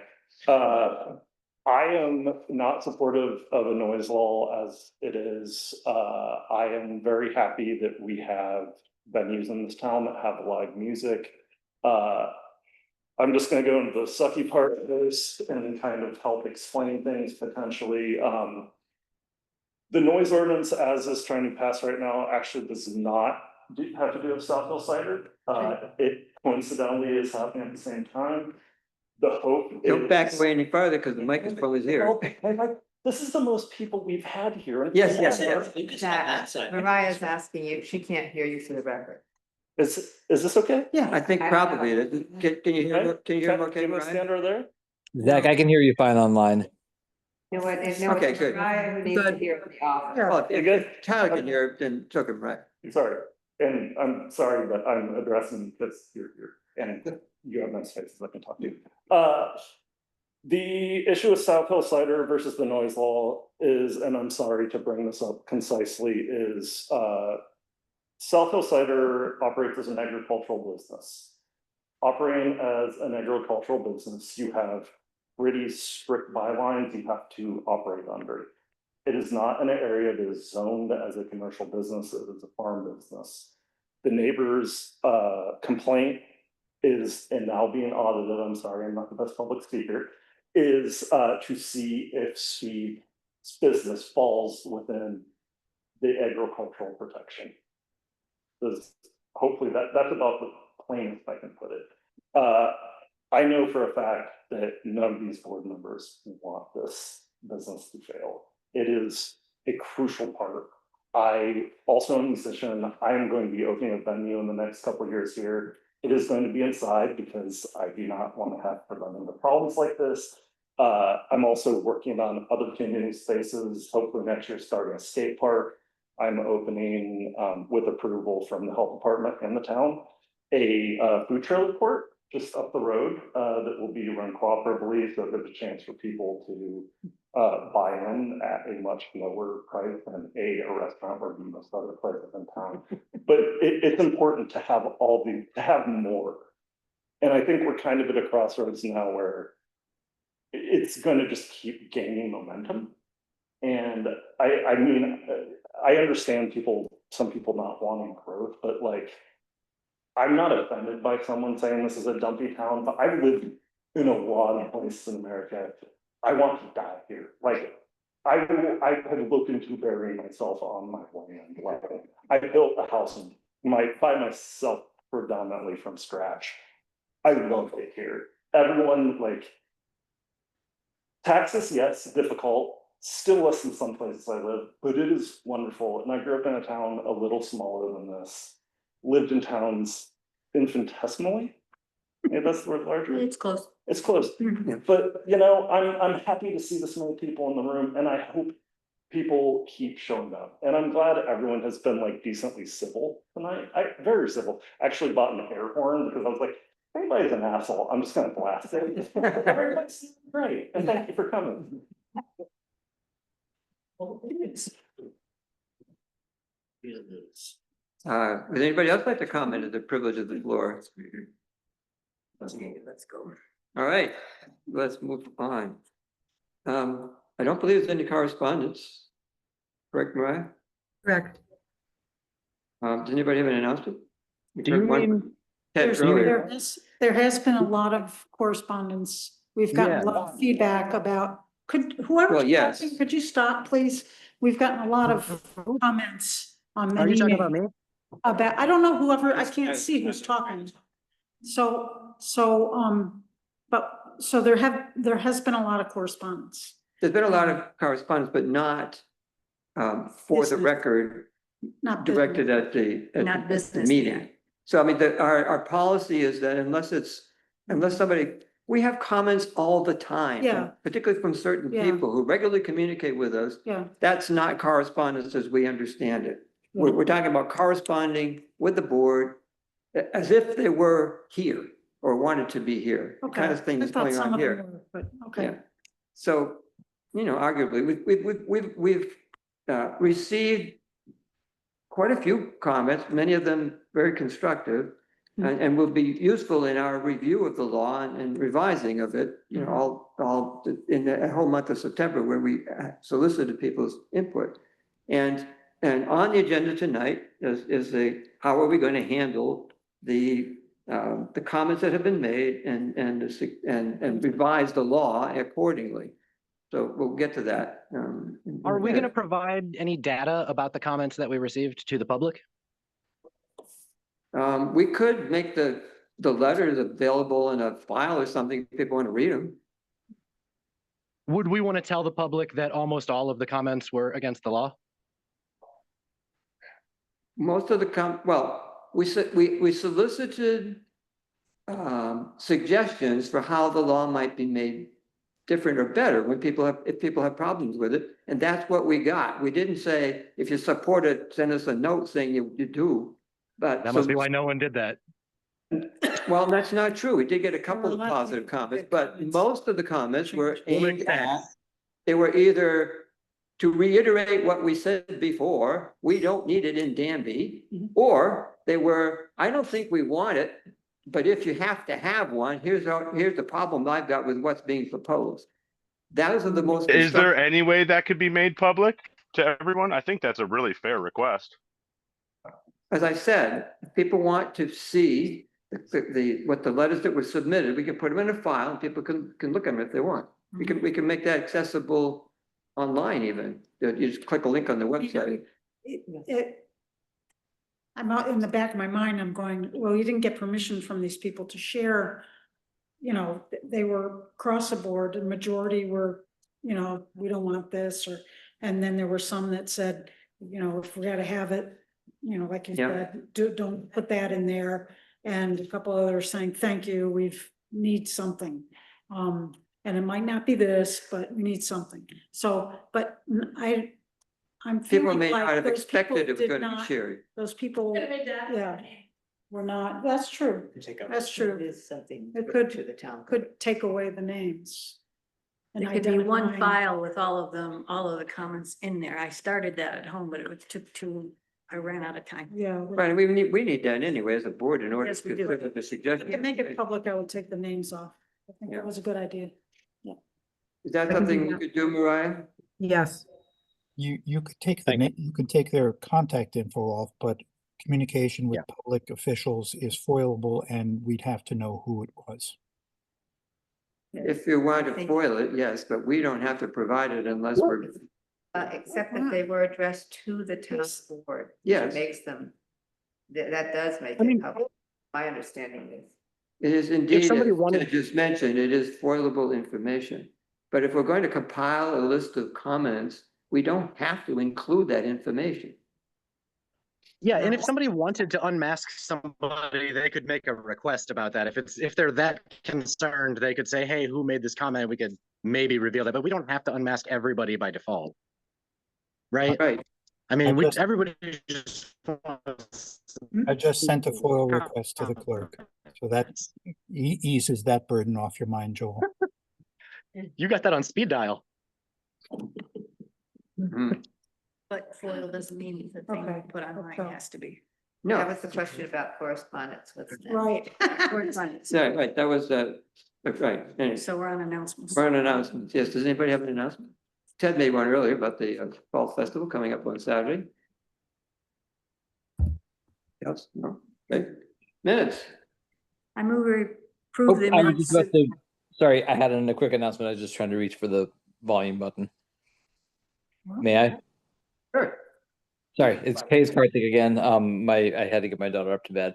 I figured I'll make an announcement here. Danby Food and Drink has been in town just over a year now. We celebrated a year in early June, and we're doing the official celebration next Saturday, October 18th, all day music, and we're trying to do a Danby focused market with vendors and nonprofits and causes represented there, culminating in a show with Richie Stearns, the iconic bluegrass banjo, old time banjo player, in the evening. So heartily welcome everybody.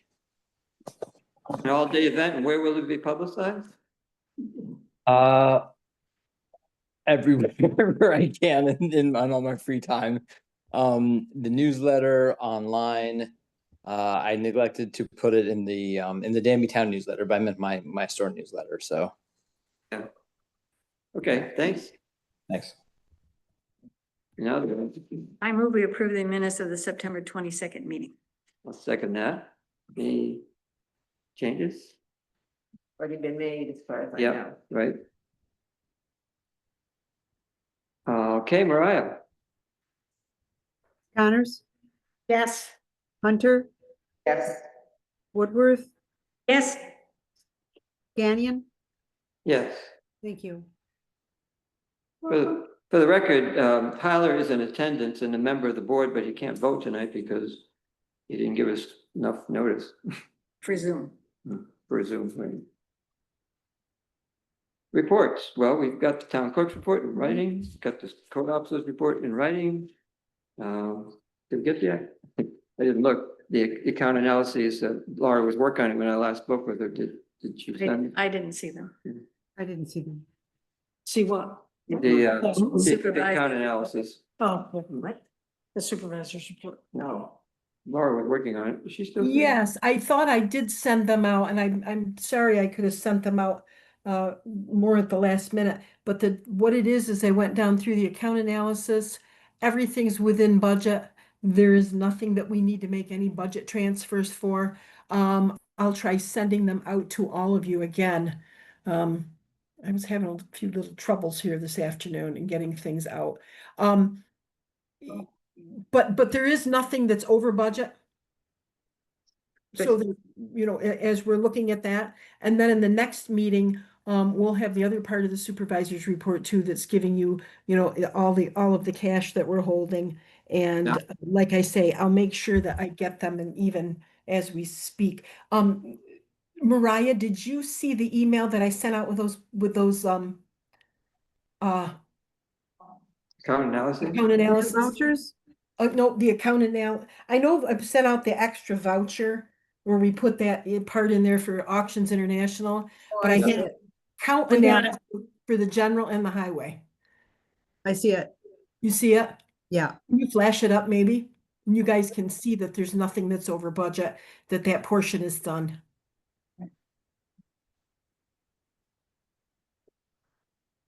Thanks, Laura. Oh, you're welcome, guys. Sorry, I don't know. I don't- sorry, it's a few little delays this time, but we're on track here.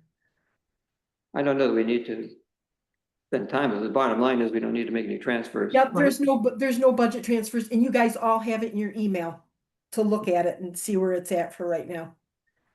Good, thanks. Thank you. Speaking of the warrant, I'll move the general fund abstract 19 vouchers 384 through 393 for $14,754.54. is that the revised amount? In general fund? Does that include this last minute addition of the? That was in highway, Joe. That was in highway. That was in Right, highway. okay, sorry. Trying to confuse me. Yeah, we're not, because I was confused. Yeah, no. Okay, yes, it's been moved and seconded. Any discussion? We're good. Okay, Mariah. Connors? Yep. Hunter? Yes. Woodworth? Yes. Gannon? Yes. Thank you. Move the highway fund abstract 19 vouchers 186 to 194 for $14,503.63. Is that 14,005 include the addition? Yeah. Brush. Yes. Brush The, tractor. For Broom all, tractor. at Auctions Broom International. Yeah. It's a boom tractor. That's an amazingly Broom small amount for tractor. the highway. Yeah. Well, there's not much, not much stone on there. Yeah, it changed. For everybody's information, Keith has been looking for some time for a sweeper. Yeah.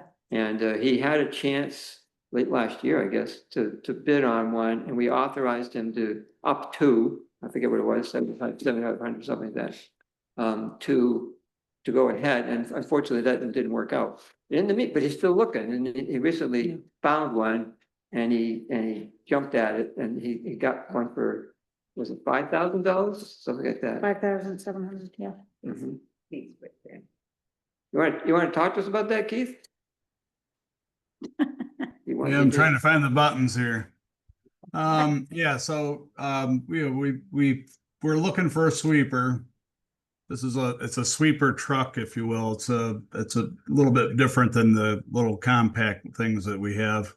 And these machines, we use them maybe once, twice a year. It's one of these machines that you don't use very often. So to go out and buy a brand new one for over $90,000 it saves the taxpayers a great deal of money by buying a fairly decent one that's in good use shape.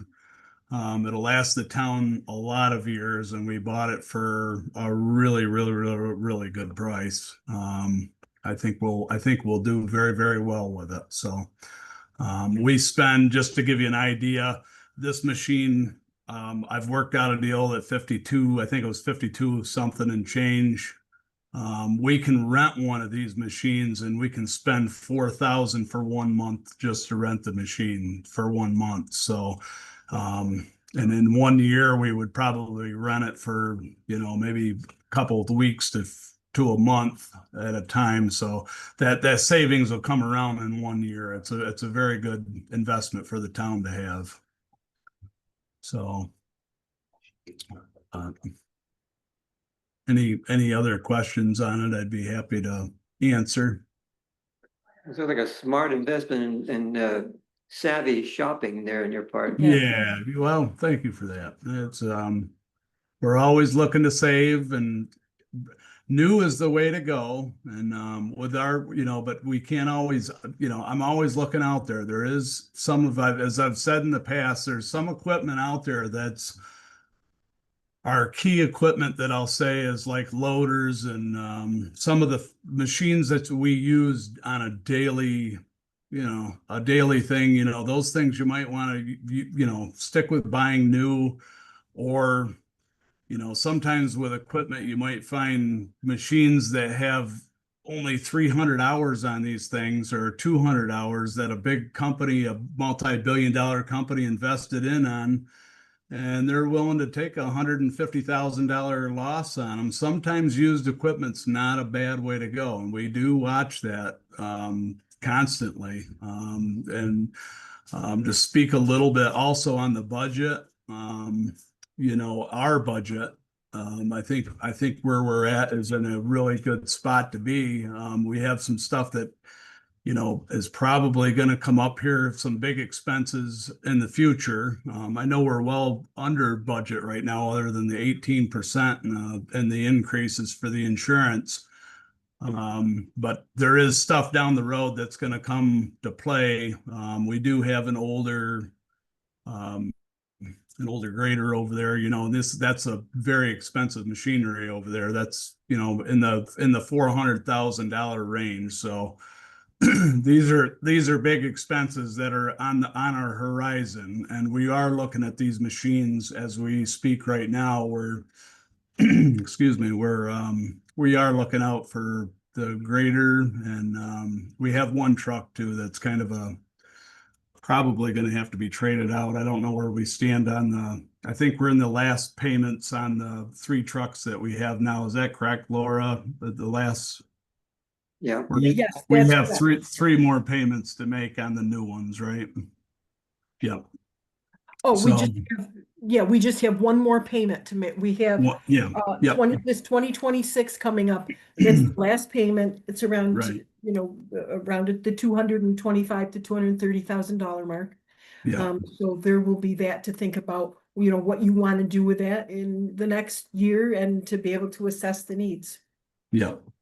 So one thing, I think the first thing that we're gonna see that's gonna be on the very soon horizon is gonna be probably another truck to replace.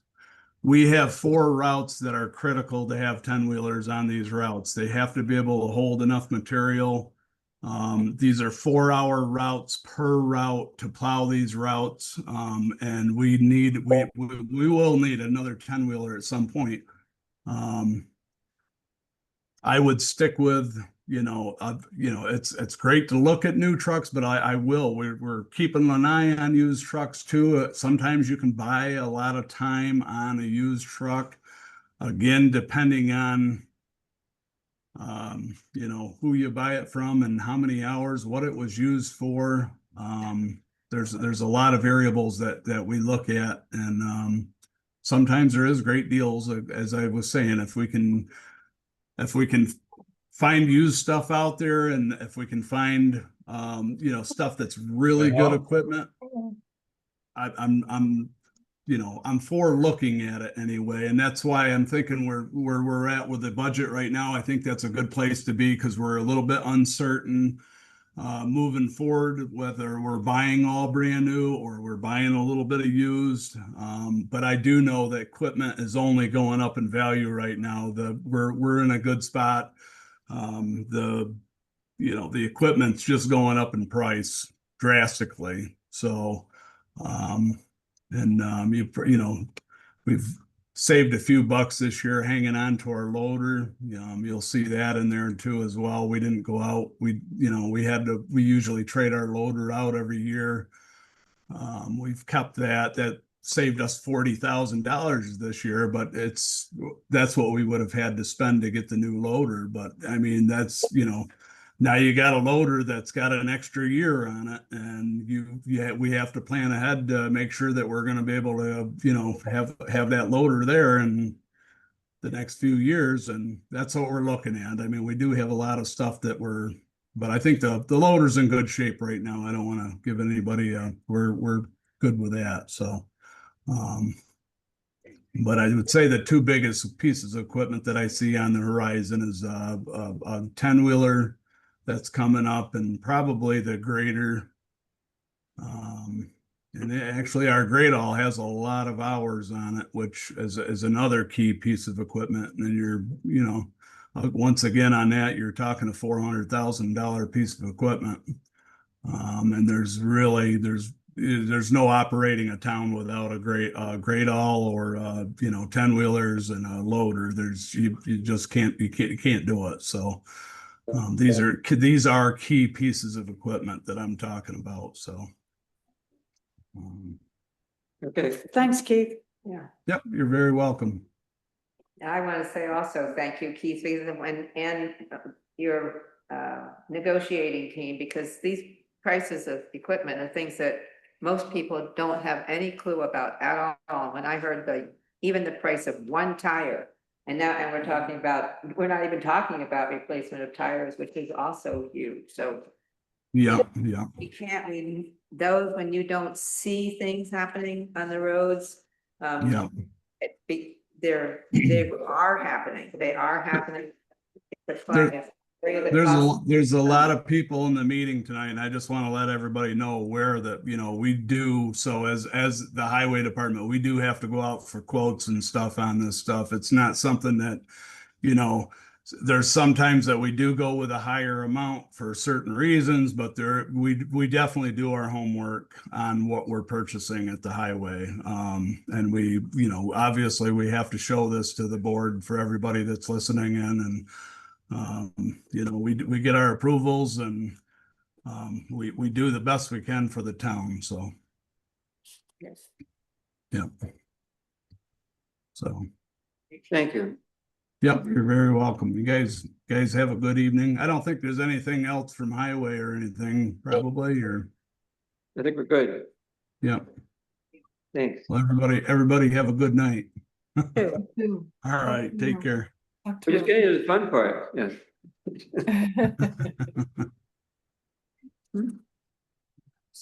I need a second on that. Resolution. Second. Okay, Thank you. so we're dealing with the highway vouchers, been moved and seconded and commented on. Anything more? Okay, Mariah. Connors, Yes. Hunter, Yes. Woodworth, Yes. Gagnon. Yes. Thank you.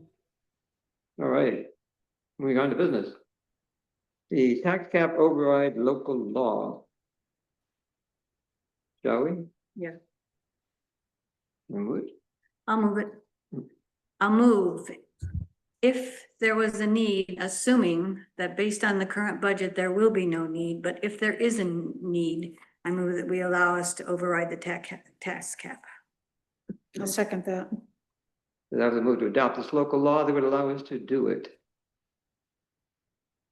And any discussion?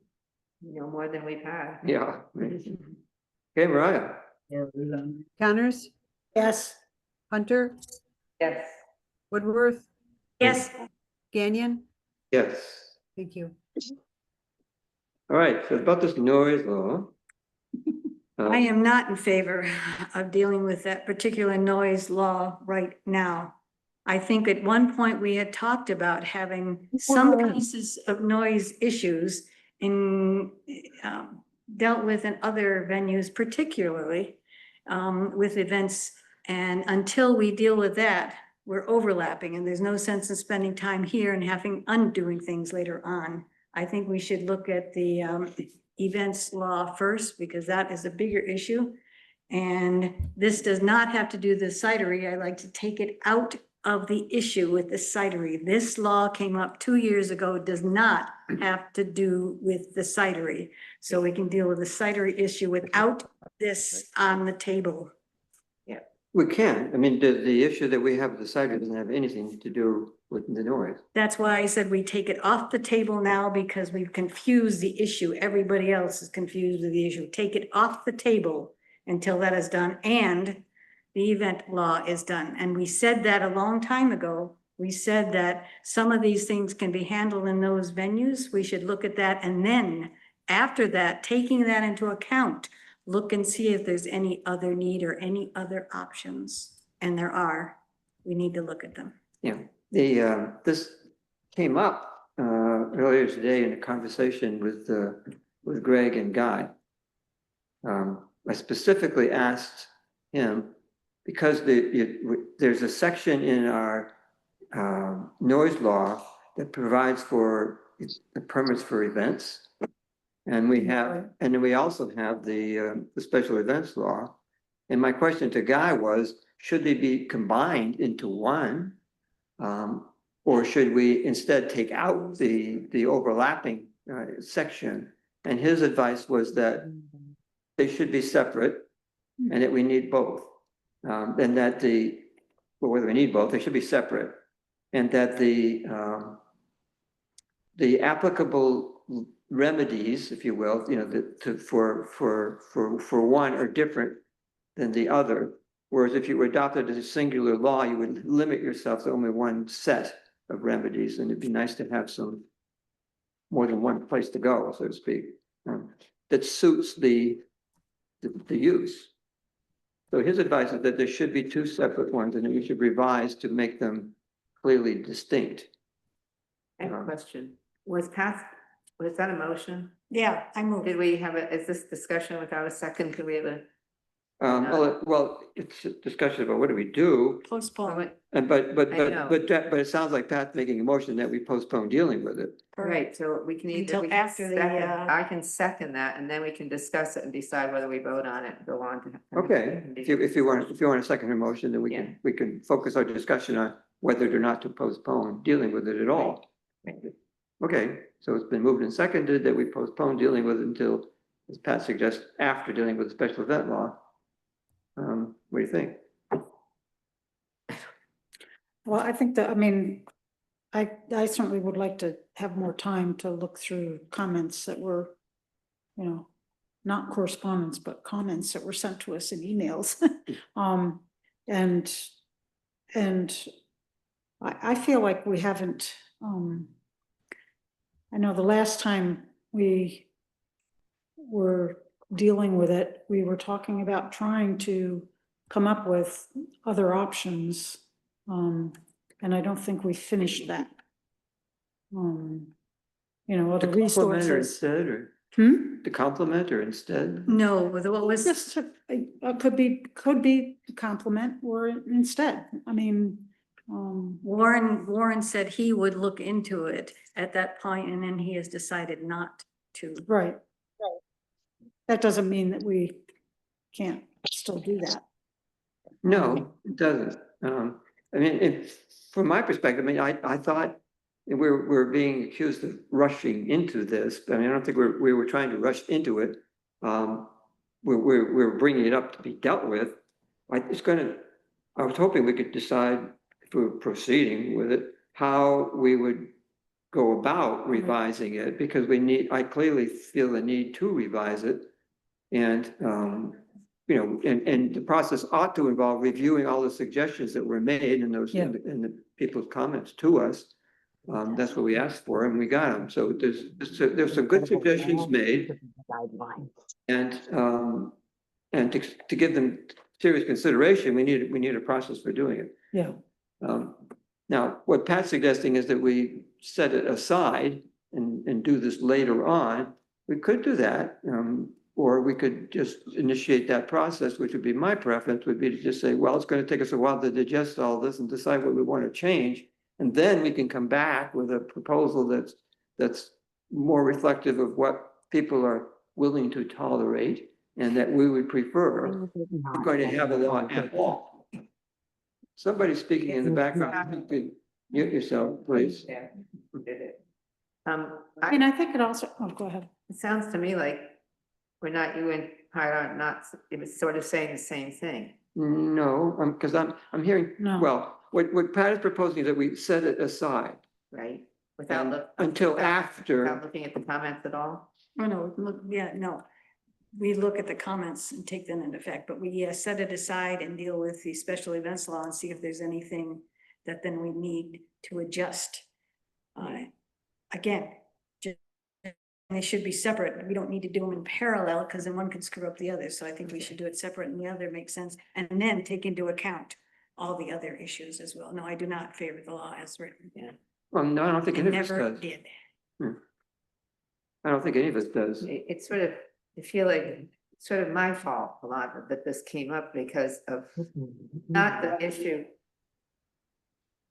It's not the issue of we have had over the years people who've asked for help, and we have no remedy at all for anybody. And as the fact that, you know, some people say, well, things just went away, but that's not, that's the same kind of thing we talk about with code. It's just because it goes away doesn't mean the infraction or the problem didn't exist. So we, that's why, I mean, some people have asked, why do we even need one? Well, we need something for remedy for any number of things that have nothing to do with the conversation that happened, all of this around South Hill Cider. There are lots of issues, and some people are worried about all the farming, and it's not about whether or not people mow in the middle of the night. If we've had a very wet spell and we have a week of dry, yes, mow. So they are separate. Yeah, because they're separate, I think you could make a case for saying, well, there's no reason why we can't pursue them in parallel. Because, I mean, you're making a case that, working on one might affect how you deal with the other one, but if in fact they're separate, you should be able to work on a special event law without affecting the noise law. And vice versa. Right. I'd like to reframe the discussion around the noise law, because it seems like we're like every time anyone but me on the board brings it up, it seems to be our discussion is, maybe we shouldn't pass it as is, but we need to come up with a revision. When I would say that there were comments in the comment period that were begrudgingly like, if you must pass this, here's the recommendations I have for how you could make it better. But it's a very clear divide between do not pass this, I hate it, I don't want it, we don't need it, and only pass it if you remove all of these terrible parts. And I think that when you set up the pie chart like that, it's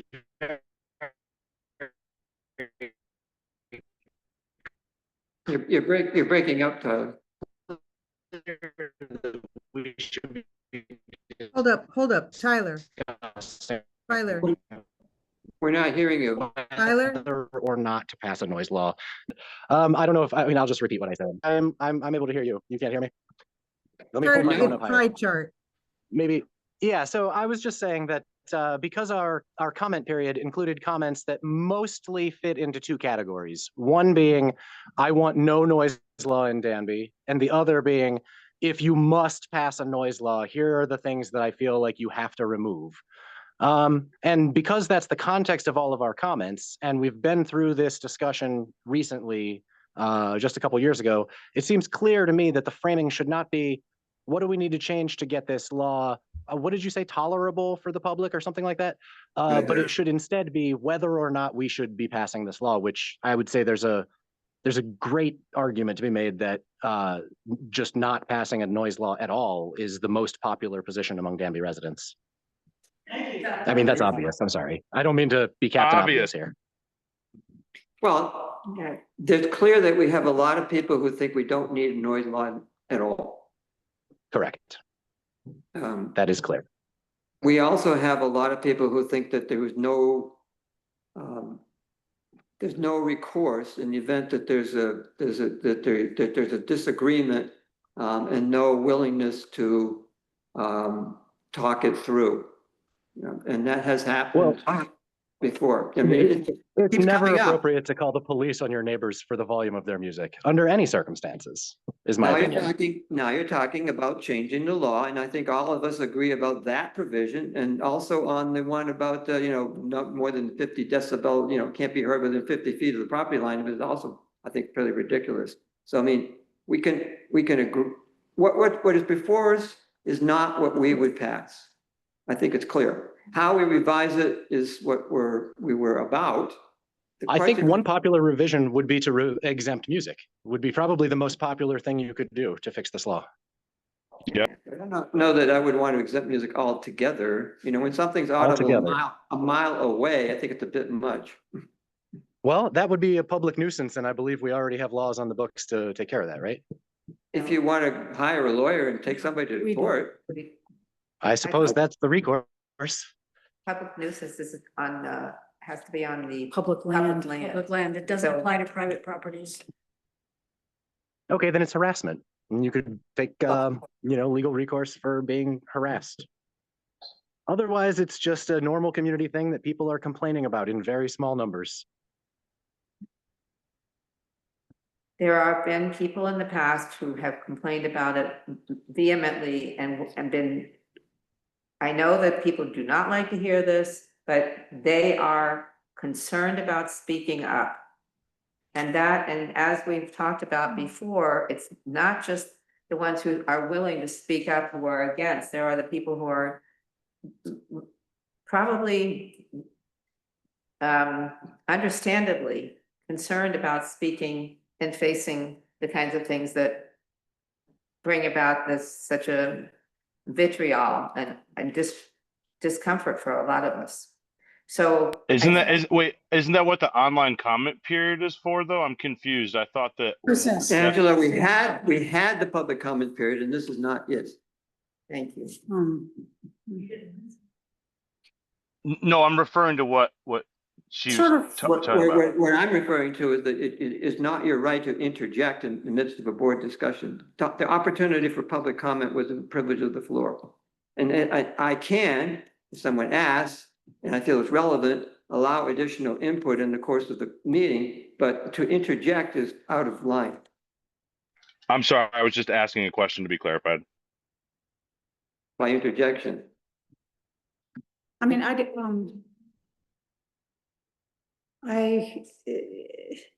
you know, it's hard, we want to say, if, this number of people, the voting, if this number of people are for something or against something, then they, if they outvote the smaller population, then they win. Or, whatever it is happens. We have a lot of things in Danby that, the thing that comes to mind is the kids. We have programs for kids and, the board decides to have the programs for kids and we didn't put it to a vote and, and they're not, it's not a huge population and it's not majority of the people in town, but it benefits a population that is maybe in need of benefit. I don't know how else to say that. Nobody wants, my husband plays the drums and the guy across the street, he plays music. And nobody wants to stop music. The last issue with the noise, when the noise law last came up and the first draft was drafted, it had to do with motorcyclists that, had taken the mufflers off and were riding behind people's houses and bothering horses. And they weren't approachable and we couldn't call, the neighbors who were involved couldn't call the police because we didn't have a noise law. So that was how it came about, or the first draft came about. Was it 4 years ago?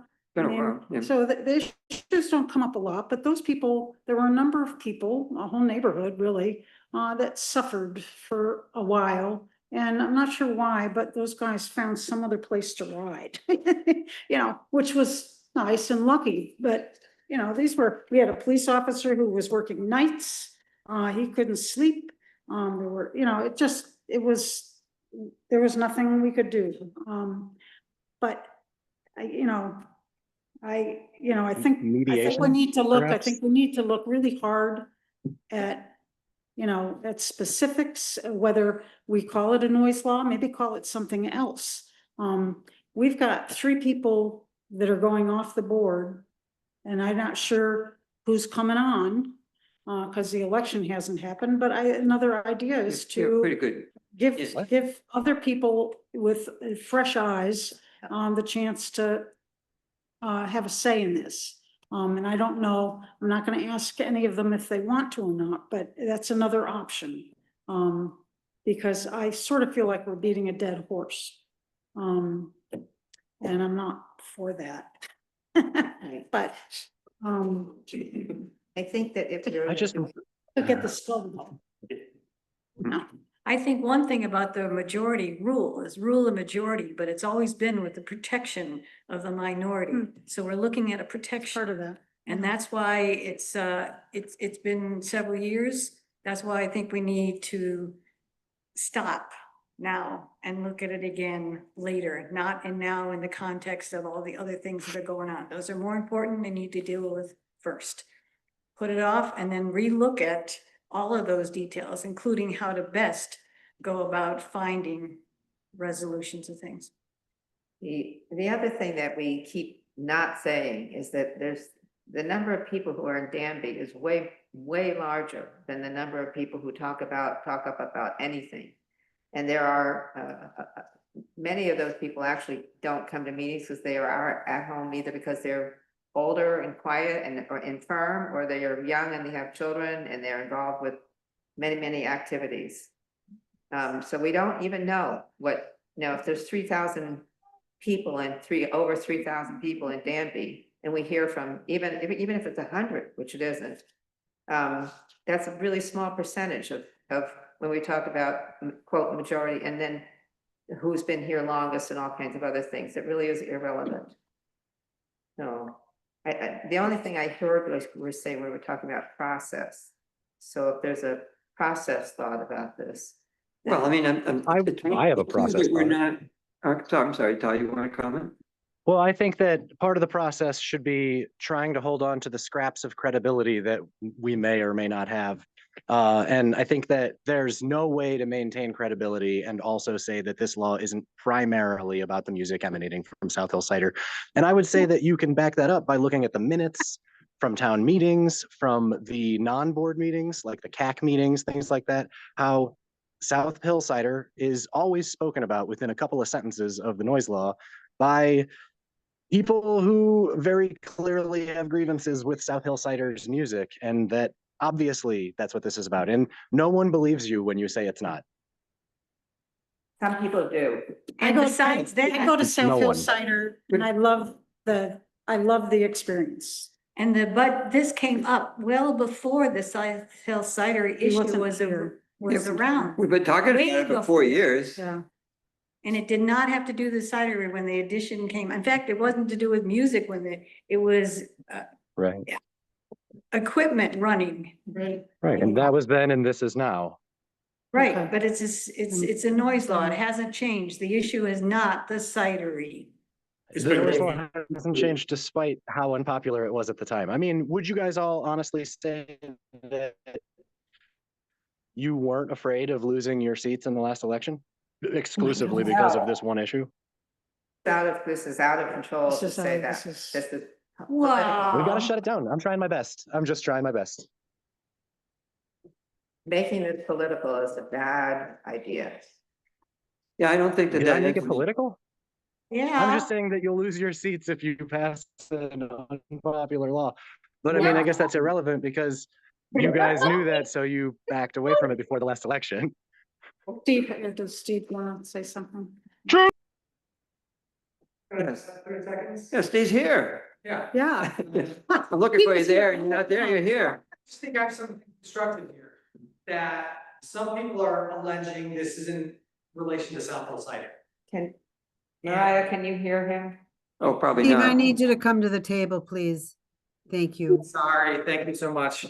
So some people are alleging that this noise law is in direct response to the noise complaints from some neighbors at South Hill Cider. Pat has proposed to table this for a little while to get this events law.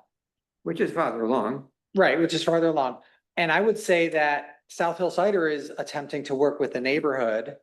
There are many things we need to talk about with the neighborhood. They have lawyers, blah, blah, blah. So if we can work this out amongst the neighborhood, whatever way it goes, then when you do the noise law, you won't have people arguing that it's in relation to South Hill Cider, because if we can resolve that, I'll just leave it there. Well, good point. Actually, I was gonna put that in, but that's not something you can actually vote on that. Delaying this until that issue is resolved independently is also appropriate, so it's not tied to that. In people's minds. I mean, it is fair to say that part of the reason it came up now, as opposed to a year ago, is because of South Hill Cider, because that's the most recent incident of people complaining about noise. I didn't ask for it to come up, and I didn't want it to come up.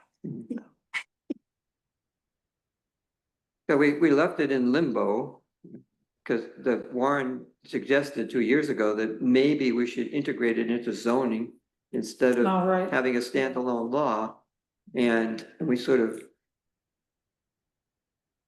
walked balked at the prospect of trying to figure out how one would go about doing that. And so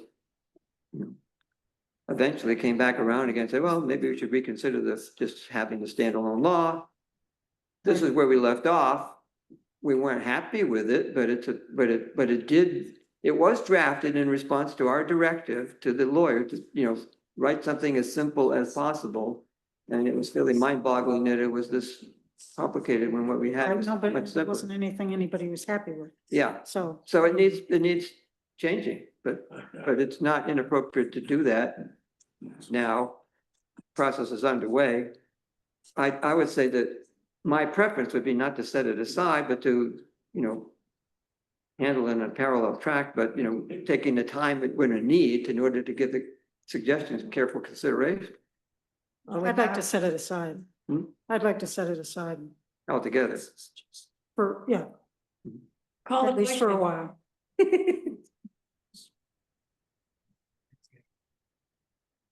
That's trying to call the question. I call the question. Is there a second for that? It can be, or not. Right, we have. Oh, guys, yeah. Oh, yeah, look at that. 8 o'clock. Um, Perhaps this trumps everything else. We have to give ourselves more time. How much besides that was the last thing on the agenda? The other thing may not take very long at all. But more than 5 minutes. How about we give ourselves a half an hour? No. No, I propose how much time it's been. We get no more than 15 minutes. Okay, that's a motion, Yeah. all right? So I'll Second. second it. sorry. Mariah?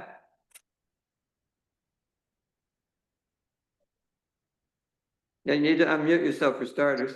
Yes. Working it. So, I'm sorry, who moved it? Leslie moved 15 minutes and I seconded. I know. Okay, Connors, Yep. Hunter, Yep. Woodworth, Yes, Kenyon? Yes, now there's a motion on the floor to call the question. We need to deal yes. with that. Pat has asked for the question to be called. Is there a second for that or do we not? I Okay. thought I already said. Oh, she said. Yeah, I thought it was already. Did you second that Pat's Yes, we motion? can have discussion, right? Okay, well, there's no discussion about that. We have to vote on whether or not to call the question.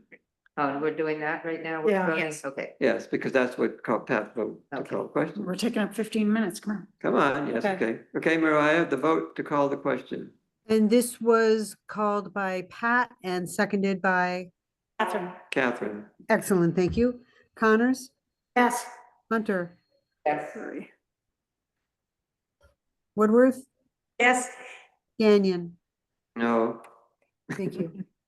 so now we vote on the. So now we go to the motion, which has been called. So the vote, the question is, the vote is on the, well, how did you phrase it?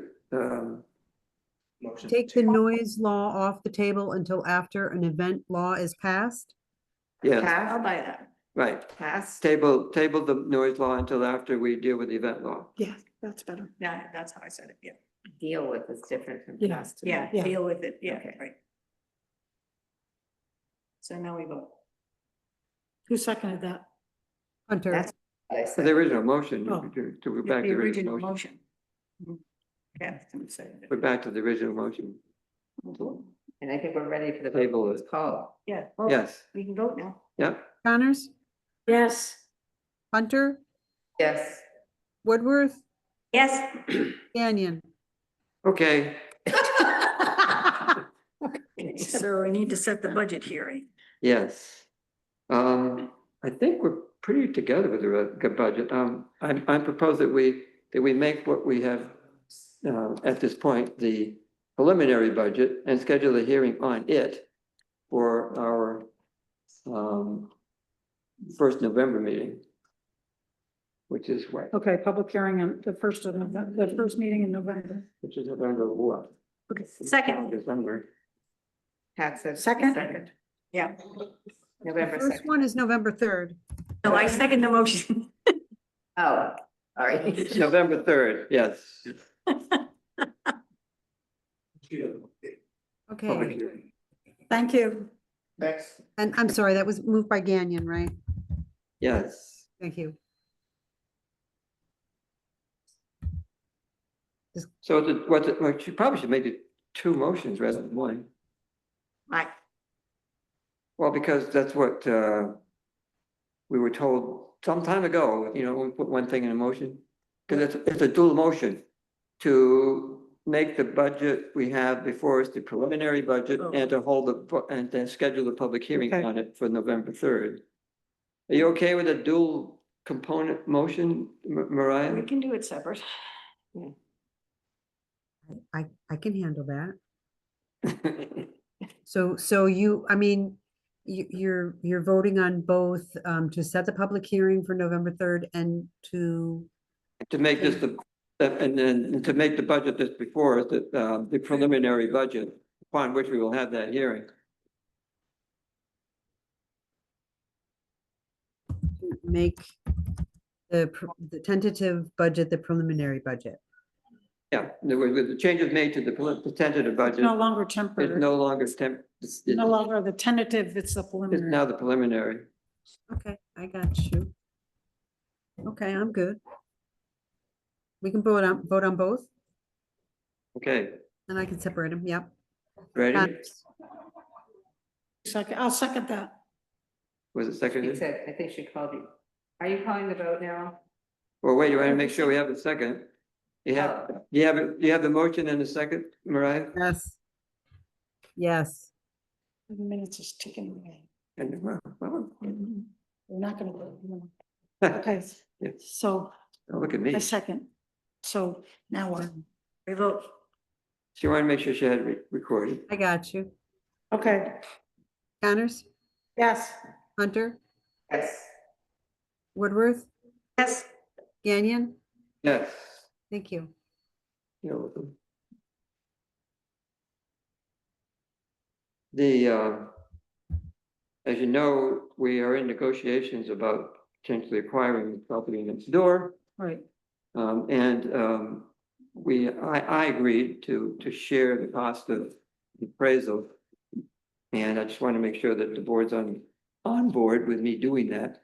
What's your, how much is the appraisal gonna cost? It's about, well, we were going to do, we had one appraisal and it's gonna be $600, so our share would be $300. That's what I mentioned at the last meeting.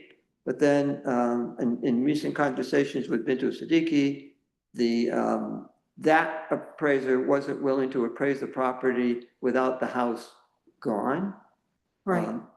She suggested that, now that we're sort of under the gun, that they would be willing to, that might be worthwhile finding another appraiser who is willing to appraise the property as is, so that we can have a discussion about whether we can come to agreement on the terms for selling it Okay. as is. Okay, so we don't. So that's have what we don't have, So that's what I agreed to this afternoon. I just Okay. want to make sure you're okay with it. so we have to wait for another one. Okay. Yeah, but we're going to hire another one to get us an appraisal of the as is, which might then result in a rapid discussion about what they're willing to sell it to us for and what we're going to pay for it to buy it. Right. That appraisal will serve as the basis. I just want you to know.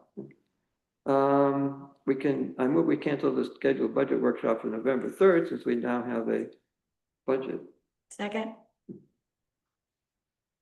No discussion No needed. discussion. Okay, Mariah, the vote. Connors, Yep. Hunter, Woodworth, Yes. Gagnon, Yes. thank you. Too bad Zach left, because it would have been an opportunity for him to update us on. He He mentioned. doesn't, he has to go back and talk about it. It Yeah, did no, come. he said he'd bring it later. Okay. Yeah. He already said that I didn't catch what he had, other than he had more information to share. later. Okay, It's in the newsletter, I All right. mean, in our mail. okay. Yeah. Item for next month? What? Or not next month, later in the month. Did you ask for items for next? Next We're time. gonna have to say something about how we're gonna proceed about the special event. Yeah, and like as I mentioned, it was discussed. We've asked Ag and Markets to review it. That was what's holding it up. my impression is they're close to giving us their thoughts on it. So then we have to wait until we hear from them. Yeah, Okay. well, we don't have to, but. Makes more sense. It makes sense to- It'll waste Fine time. with me. I just wanted to make Yeah. sure we don't. just So say it this may and come up then next time. I'm not sure how soon we'll hear from them. Right, If they're closer than they were. right. The timber harvest is coming up next month, next meeting, right? Which, The timber harvest, the public hearing on that, yes, I that's think right. that's correct. That's the correct. 10th or something, isn't it the 10th? Next meeting is on the 20th. 20th? 20th. Well, I guess it's the 20th. It's today after all is the Feels like 6th. it. I missed my opportunity to offer people who were here pawpaws, which I brought, but, Yeah, right, on the way out. yeah, I can, anybody who wants one to. Has to take 10? No, they don't have to take. Papa's. In the basket up there. I have this year more than I need and less than it's worth marketing, so. Okay, wait a minute. Have to share. Do that after the meeting. What else do we Let's have? go. Yeah. So anyway, the agenda having been covered and no other suggestions having been made, the meeting is ended. Thank you for coming. Okay, so Steve, don't let Tenny eat one of them. Bad for dogs? He gave me some. I brought them home, I dropped one. I went in the house with the others. I came out, the one